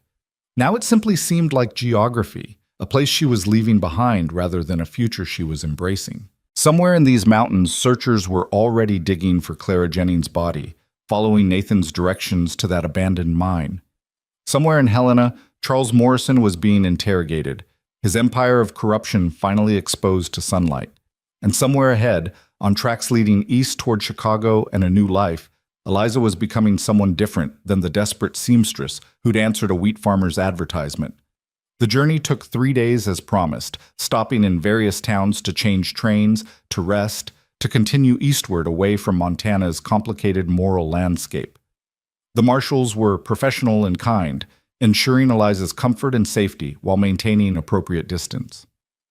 On the second day, one of them, a younger man named Davis, asked what she planned to do when she reached Chicago. I don't know yet, Eliza admitted. Find work, I suppose. Start over with whatever money Nathan's restitution provides. Build something clean and honest that doesn't depend on anyone else's power or protection. That's a good goal, Davis said. Most witnesses we relocate, they struggle with starting over, lose themselves in grief or an anger or fear, but you seem different, determined rather than defeated. I'm angry, Eliza said, and afraid sometimes when I think about what could have happened if I hadn't escaped. But I'm also grateful. I came west looking for survival through marriage, through making myself useful to a man who'd provide for me. Instead, I learned I could survive on my own terms, that I didn't need a husband to give my life meaning or security. That's worth everything I lost. Chicago rose before them on the 4th morning, a sprawling city of buildings and smoke and endless anonymous crowds where a woman could disappear and rebuild without anyone knowing her history. The marshals escorted Eliza to a modest boarding house in a respectable neighborhood, paid 2 months' rent in advance, and provided her with documents under her new name, Elizabeth Moore, recently arrived from Ohio, no family, seeking employment as a seamstress or shopkeeper. The federal prosecutor's office will contact you when Morrison's trial begins, Marshal Garrett said, having traveled with them from Montana. You'll need to return to testify, but we'll provide transportation and protection. Until then, Miss Monroe, or Miss Moore, I should say, live your life, be ordinary, be safe, and don't contact anyone from Montana territory, not even to check on how the case is progressing. We'll keep you informed. After they left, Eliza stood in her small rented room and felt the overwhelming weight of new beginning settle over her. Everything was different now. Her name, her city, her circumstances, her understanding of herself. The girl from Boston, who'd become a desperate seamstress, no longer existed. The mail-order bride who'd traveled to Montana seeking a wheat farmer was gone too. And the woman who'd uncovered murder and chosen truth over safety was now transforming into someone else entirely, someone she'd have to discover one day at a time. She spent the next weeks establishing her new life. She found work at a dressmaker's shop on the north side, where her skills were appreciated and her quiet competence was valued. She made acquaintances carefully, the other seamstresses, the boarding house residents, the shopkeepers on her street, building a network of ordinary relationships that had nothing to do with empire or corruption or men's ambitions. She read newspapers obsessively, following the Montana Territory case as it developed in the national press. The trial was sensational. Charles Morrison faced 23 counts including conspiracy to murder, fraud, bribery, and racketeering. Nathan Cole had turned state's witness, providing devastating testimony about Morrison's operations in exchange for reduced charges. The defense tried to paint Morrison as a legitimate businessman, unfairly targeted by federal overreach, but the evidence was overwhelming. Documentation of fraudulent land deals, witnesses describing intimidation and threats, and most damning, Clara Jennings' body, recovered from exactly where Nathan had indicated, bearing evidence of violent death. Clara's family attended the trial every day, and newspapers published their grief-stricken testimony about a daughter who'd gone west seeking adventure and found murder instead. Sarah Whitmore's father, now elderly and ill, gave emotional testimony about losing his daughter in what he'd believed was a tragic accident, only to learn decades later that she'd been murdered and her death concealed. The accumulated weight of Morrison's crimes, presented across weeks of testimony, built an unassailable case that not even his expensive lawyers and political connections could overcome. 3 months after Eliza left Montana, she received a telegram from the prosecutor's office. Morrison convicted all counts. Stop sentencing 20 years federal prison. Stop. 8 associates also convicted. Stop Cole. Sentenced 5 years reduced for cooperation. Stop. Your testimony was crucial. Stop. Justice served. Stop. Eliza read the telegram 3 times, feeling something complicated and cathartic wash through her. Justice had been served. The empire built on blood had collapsed. Clara Jennings and Sarah Whitmore had been avenged, their families finally receiving closure after years of uncertainty. And the men responsible, Morrison and Nathan and their associates, would spend years in prison paying for their crimes. That evening, Eliza walked to Lake Michigan and stood watching the sun set over the water. She thought about all the women whose lives had intersected with Morrison's greed. Sarah Whitmore, who died young and been buried like trash. Clara Jennings, who'd asked brave questions and been silenced. Mrs. Grady, who'd finally found courage to speak truth. Mrs. Patterson, who'd provided small kindnesses that helped Eliza survive. And herself, Eliza Monroe, who'd come west desperate and left empowered, who'd lost a false future and gained a real one. The money Nathan had left her was substantial, enough to live on for years or to invest in building something larger. After weeks of consideration, Eliza made her decision. She rented a small shop in a busy neighborhood, hired 2 other seamstresses who needed work, and opened a dressmaking business that served working women who needed affordable, well-made clothing. She called it Moore's Dress Works, using her new name, building something entirely her own that owed nothing to men's empires or corrupt bargains. The business grew slowly but steadily. Women came for practical dresses and stayed because Eliza's shop felt different, a place where women's voices were heard, where fair prices met quality work, where customers were treated as partners rather than sources of profit. Within a year, Moore's Dress Works employed 6 seamstresses. Within 2 years, Eliza had opened a second location. And within 3 years, she was training young women in the business skills they'd need to eventually open their own shops, passing on the knowledge she'd gained through surviving Montana's corruption. She never married. Men expressed interest occasionally, customers' brothers, fellow shop owners, men who saw a successful businesswoman and imagined themselves as her partner or protector. But Eliza had learned that partnership required equality, that protection often masked control, and that she didn't need a husband to give her life meaning or security. She'd come west believing marriage was survival, had discovered that survival required only courage and principle and willingness to work hard for what you wanted. 4 years after leaving Montana, Eliza received another letter from the prosecutor's office. this time containing news she'd been expecting but dreading. Nathan Cole had died in federal prison, killed during a riot he'd tried to stop. The letter included a note Nathan had written before his death, to be delivered to Eliza if anything happened to him. Eliza, if you're reading this, I'm dead, and probably I deserved it. Prison has given me a lot of time to think about the choices I made, the people I hurt, the cowardice I displayed when courage was required. I don't expect forgiveness. I haven't forgiven myself. But I wanted you to know that testifying against Morrison was the first truly brave thing I'd done in years. Your example showed me what courage looked like, what integrity demanded. I'm sorry I couldn't live up to that standard until circumstances forced me to. I've arranged for the remainder of my legitimate assets to be divided between Clara Jennings' family, Sarah Whitmore's father, and you. It's not enough to compensate for what was taken from any of you, but it's all I have to give. Use your portion however you think will do the most good. I trust your judgment more than I ever trusted my own. Thank you for refusing to become another victim. Thank you for choosing truth when silence would have been easier.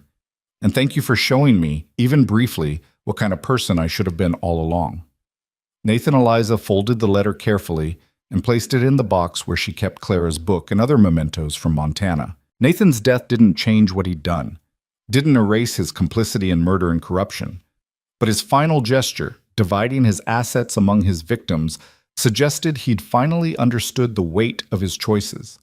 It was too late for redemption, but perhaps not too late for restitution. The money, when it arrived, was substantial.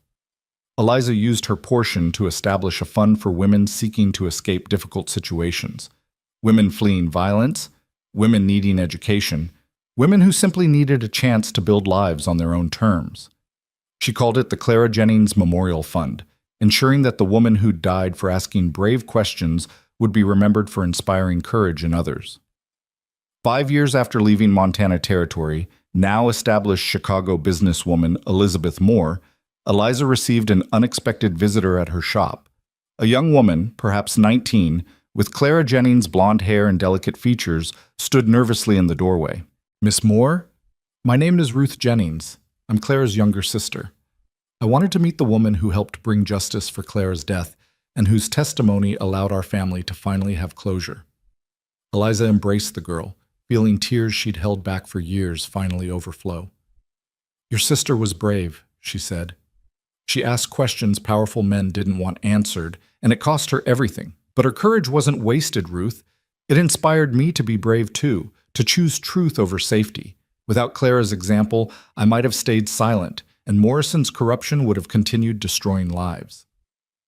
They talked for hours, about Clara's dreams and fears, about the years her family had spent wondering what happened, about the relief of finally having answers, even though those answers were terrible. Ruth mentioned that she was considering going to college, becoming a lawyer, fighting corruption through the legal system. "I want to do what Clara tried to do," Ruth said. "Expose injustice, protect vulnerable people, make sure powerful men face consequences when they abuse their power. Clara didn't succeed in her lifetime, but maybe I can succeed in mine, carrying on what she started." Eliza felt something shift in her chest, a sense that Clara's death, while tragic and unjust, had ultimately created ripples that would continue spreading long after the immediate crisis had resolved. Ruth would become a lawyer fighting for justice. The Clara Jennings Memorial Fund would help hundreds of women escape dangerous situations. And Eliza herself had built something real and good from the ashes of Montana's corruption. "Your sister would be proud of you," Eliza said. "And I'm honored to help support your education." The Memorial Fund was created for exactly this purpose, turning tragedy into opportunity, ensuring that women who display courage and principle have resources to pursue their goals. After Ruth left, Eliza stood in her shop surrounded by the life she'd built, the employees she'd trained, the customers she'd served, the business she'd created through her own labor and integrity. This was nothing like what she'd imagined when she answered Nathan Cole's advertisement 5 years ago. She'd expected to become a farmer's wife, to find security through marriage, to survive by making herself useful to a man who'd provide for her. Instead, she'd discovered that survival didn't require marriage, that security came from her own skills and courage, and that the most useful thing she could do was build something honest that served other women seeking similar freedom. 10 years after leaving Montana Territory, Eliza, still Elizabeth Moore to Chicago society, attended the territorial celebration marking Montana's admission to the Union as the 41st state. The newspapers covered the festivities extensively, noting how far Montana had come from the days of corruption and violence that had once characterized territorial politics. Reforms had been implemented, new officials had been elected, and the Morrison scandal had become a cautionary tale used to justify stronger federal oversight of resource development. Eliza read these accounts with mixed feelings. Progress had been made, certainly, but at enormous cost. The women who died, the families who'd been displaced, the years of corruption that had gone unchecked before finally being exposed. She wondered how many other territories, how many other frontier regions were currently operating under similar systems of exploitation and violence, waiting for their own whistleblowers to emerge and their own reformers to take power. The question led her to a new venture. Using profits from Moore's Dressworks and remaining funds from the memorial, Eliza began funding investigative journalism into territorial corruption. She hired writers to examine land deals, interview displaced families, document suspicious deaths, and disappeared witnesses. The resulting articles, published in progressive newspapers and magazines, helped expose similar patterns in Wyoming, Idaho, and the Dakotas. Some investigations led to prosecutions, others to reforms, and all of them to greater public awareness of how Western development often came at the cost of justice and human dignity. 15 years after leaving Montana, Eliza received a letter from Tom Fletcher, now sheriff of Ridgway and working to rebuild the town's reputation after the Morrison scandal. He wrote that the coal ranch had been purchased by a collective of smaller farmers who divided the land among themselves, creating the kind of diversified agricultural community that should have existed before Morrison's consolidation. The Hendricks family, who'd lost land to Nathan's expansion, had been able to buy back part of their original holdings at fair prices, and a memorial had been erected for Clara Jennings and Sarah Whitmore, honoring the women whose deaths had finally exposed territorial corruption. "Your courage started this healing process," Fletcher wrote. "Without your testimony, Morrison would still be operating, Nathan would still be building his empire, and women would still be disappearing when they asked inconvenient questions. Ridgway isn't perfect now, but it's better. Honest, mostly. Working toward justice instead of just profit. That's something worth being proud of." Eliza kept the letter, adding it to her Montana collection. She was 40 years old now, her life measured not in husbands and children, the markers society expected, but in businesses built, women helped, reforms achieved, and justice served. It wasn't the life she'd imagined for herself when she left Boston, desperate and hopeless. It was infinitely better. On the 20th anniversary of leaving Montana Territory, Eliza made a decision that surprised even herself. She traveled west again, not to Montana, but to neighboring Idaho, where she'd learned a similar pattern of corruption was developing. She arrived not as a desperate mail-order bride, but as an established businesswoman with resources and connections, someone who could fund investigations and support women who needed help escaping dangerous situations. She established a new Moore's Dressworks in Boise, hired local seamstresses, and began building the same kind of community she'd created in Chicago. But she also began meeting with women in situations similar to what hers had been. Women seeking mail-order marriages out of desperation. Women who'd discovered their husbands weren't what they'd claimed. Women who'd uncovered corruption and didn't know where to turn. Eliza provided them with options she'd never had: financial support, legal assistance, safe housing, and most importantly, the knowledge that they didn't have to choose between survival and integrity. Some women chose to stay with their husbands, to make the best of difficult situations, to build lives within the constraints they'd discovered. Others chose to leave, to start over, to risk uncertainty rather than accept compromise. Eliza supported both choices, understanding that each woman's circumstances were unique and that judgment helped no one. What mattered was ensuring women had actual choices, real agency, freedom to determine their own futures rather than having futures determined by men's ambitions or society's expectations. 25 years after leaving Montana, Eliza was 64 years old, still running Moore's Dressworks with locations in 3 cities, still funding investigations into corruption, still supporting women seeking to escape exploitation. She'd never married, never had children in the traditional sense, But she'd mentored dozens of young women, helped hundreds find their footing, and influenced thousands through her business model and philanthropic work. A young journalist interviewed her for a story about women entrepreneurs in the West. During the interview, the journalist asked about her decision never to marry. "Wasn't it lonely?" the young woman asked. "Building all of this without a partner, without family?" Eliza considered the question seriously. "I came west seeking a partner 25 years ago. A wheat farmer who promised honest work and simple truths. What I found instead was an empire builder who dealt in deception and moral compromise. That experience taught me that partnership isn't about having someone provide for you. It's about mutual respect, shared values, and equal power. I never found a man who wanted that kind of partnership. Most men wanted a wife who'd support their ambitions without questioning their methods. So I chose to be my own partner, to build my own empire, to make my own compromises based on my own principles." "Do you ever regret it?" the journalist asked. "Choosing independence over companionship?" "I've never been without companionship," Eliza said. "I have friends, employees, women I've mentored, who've become like family. What I've been without is dependence on men's money, men's power, men's willingness to protect me. And I don't regret that for a moment.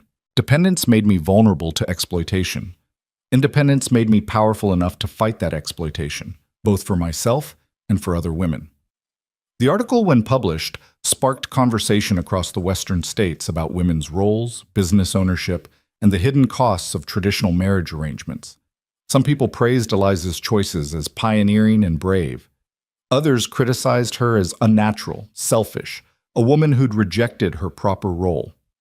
Eliza read both the praise and criticism with equal detachment, understanding that her life's meaning came not from others' opinions, but from her own assessment of whether she'd lived according to her principles. On her 70th birthday, Eliza sat in the original Moore's Dressworks location in Chicago, surrounded by women whose lives she'd touched. Former employees who'd gone on to open their own businesses, women she'd helped escape dangerous situations, who'd rebuilt successful lives, young activists and journalists who'd been inspired by her example. Ruth Jennings was there too, now a prominent attorney who'd argued landmark cases establishing women's rights to own property and conduct business independently. "To Eliza Monroe," Ruth said, raising her glass. "Or Elizabeth Moore, depending on which life we're celebrating. To a woman who came west desperate and left empowered, who chose truth over safety, justice over compromise, and integrity over survival. Your courage 25 years ago started ripples that are still spreading, still changing lives, still proving that one person's choice to speak truth can topple empires built on lies." The assembled women echoed the toast, and Eliza felt something profound settle in her chest. Contentment, perhaps, or maybe just the deep satisfaction of knowing she'd lived fully and honestly, that her life had mattered in ways both large and small, that the desperate seamstress who'd answered a wheat farmer's advertisement had become something neither she nor anyone else had imagined possible. She thought of Clara Jennings sometimes, the woman who'd died before her, whose courage had inspired Eliza's own. She thought of Sarah Whitmore, whose body had lain hidden for years before finally receiving justice. She thought of all the women who'd been victims of men's ambitions, who'd been silenced or displaced or destroyed by empires built on blood and lies.